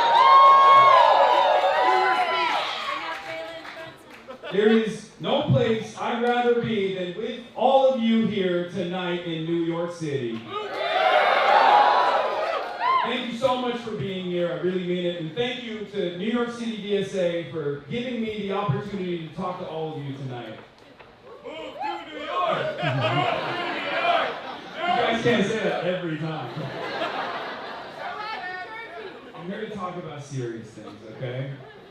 Maybe I'll move to New York City, but if that's not social,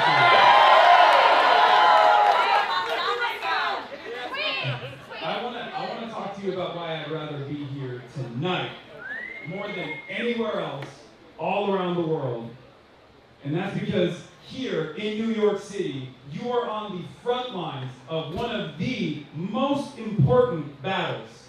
You are, in many ways, the vanguard of a struggle that is taking place all over the country.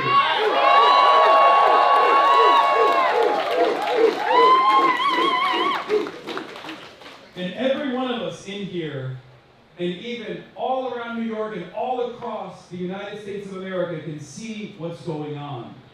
Amidst the depravities of Donald Trump and worsening wars around the world, we can see that here in America, change is happening amongst the people themselves. Where the people are finally taking power back from corporate entities and back from the corrupt establishment, Republicans and the Democrats too. From the student movements to the door knockers to the old white suburbanites. From the disenchanted liberals who voted for Hillary Clinton, who now say Bernie was right, to the always there, more and more people recognize the extraordinary times that we are living through. And they want something different. People, in other words, are demanding a politics that works for them. And we see it in all sorts of different places. We see it in the dozens of states where communities reject building new data centers, where you have Republicans saying they will never vote for another Republican again as long as they allow those data centers to be built in their backyard. And we saw it in Minneapolis, or in the streets outside of Delaney Hall.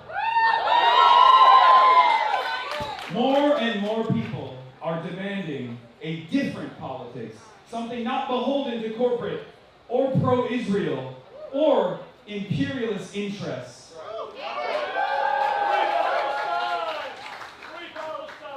For the longest time, free Palestine. For the longest time, I thought we were so far away from socialism, and we might still be far away from socialism, but we do have an opportunity right here, right now, more than ever before, and we must seize that opportunity, and you all must continue your own disciplined organizing for that to happen. That is the challenge.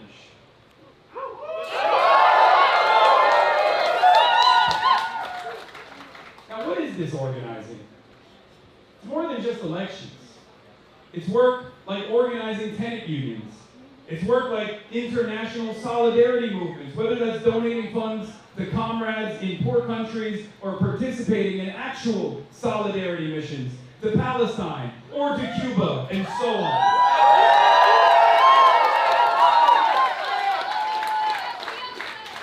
But it's also work like labor organizing or work like political education of yourselves and others. And let me tell you something from my own personal experience. If this organizing and this work was not impactful, the federal government would not be coming after people like myself.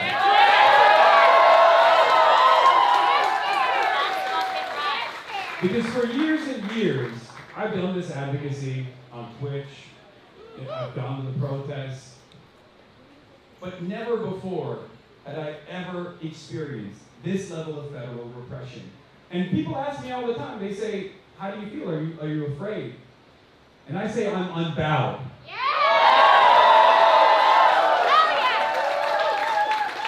The reason why I'm not afraid is because I'm surrounded by comrades like all of you.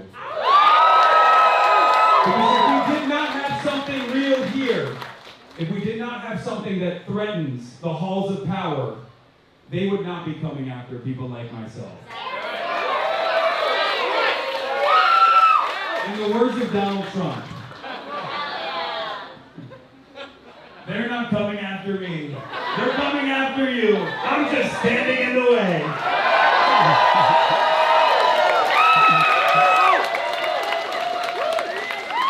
But remember, organizing is very important. And this organizing doesn't just mean aiding and abetting your comrades. It also means something else. It's the cultivation of something shared, something special among all of us in the cause. The idea that in a world where more and more people are outraged about injustice, that it's our side that can credibly offer a path forward. Yes. That it's our side that has the answers. That it's our side that understands exactly how serious this moment is and how dire the situation is. It's our side and not our rivals for power. And what most brings us here to do this work together is a belief in the urgency and the opportunity of this moment, from Gaza to Washington to Bushwick. And we need all of the right people to seize it. This is the other part. This is the critical piece of the disciplined organizing that brings us all here together today. I believe that DSA New York Slate is a group of people so talented, so dynamic, that this group will do even more than Zoran can.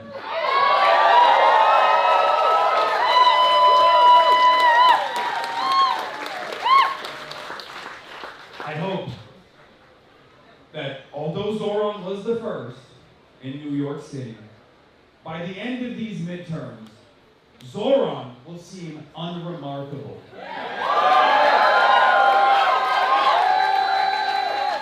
Because by then, we will have elected so many brilliant fighters into legislative offices throughout the New York City and the state.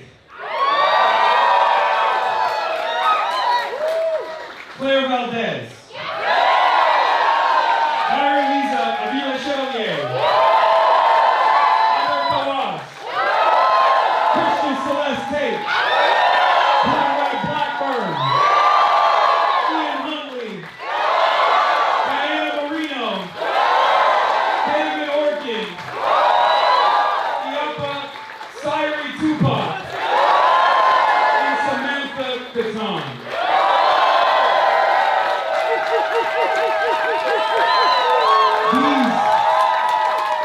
These are your comrades. These are your fighters. And you've been out in the front lines with them at protests. You've been out in the front lines with them canvassing for other candidates. So you don't have to take my word on it. You know them better than even I do. Universal child care, Medicare for all, cutting out funds for Israeli apartheid and genocide. That's the platform. The platform and our ambitions are very clear. Take it from the New York Knicks. What's next? It's all about execution through adversity. So I must remind you, stay hungry, stay desperate, and we can win the future. Thank you.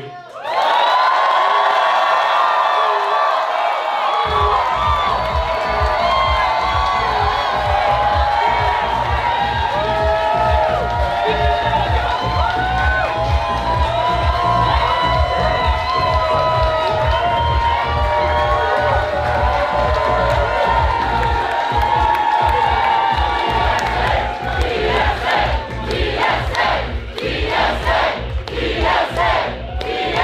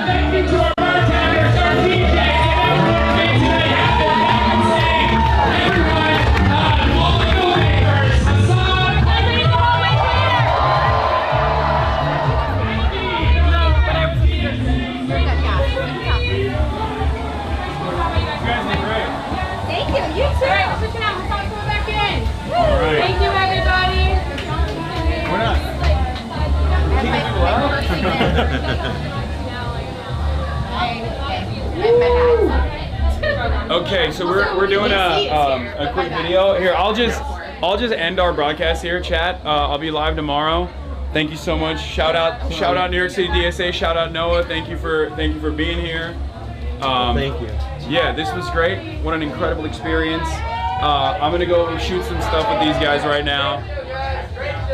And yeah, I'll see you guys tomorrow as always. And we'll have some more special fun guests. I think we might be doing something tomorrow night, actually. Yes. We have a special thing that we're doing tomorrow night. We're going to a kitchen, right? Where there's like a food culinary Still working out the details, but yes. Culinary experience late at night tomorrow. That's right, you heard it here. Hasan mukbang. Yeah.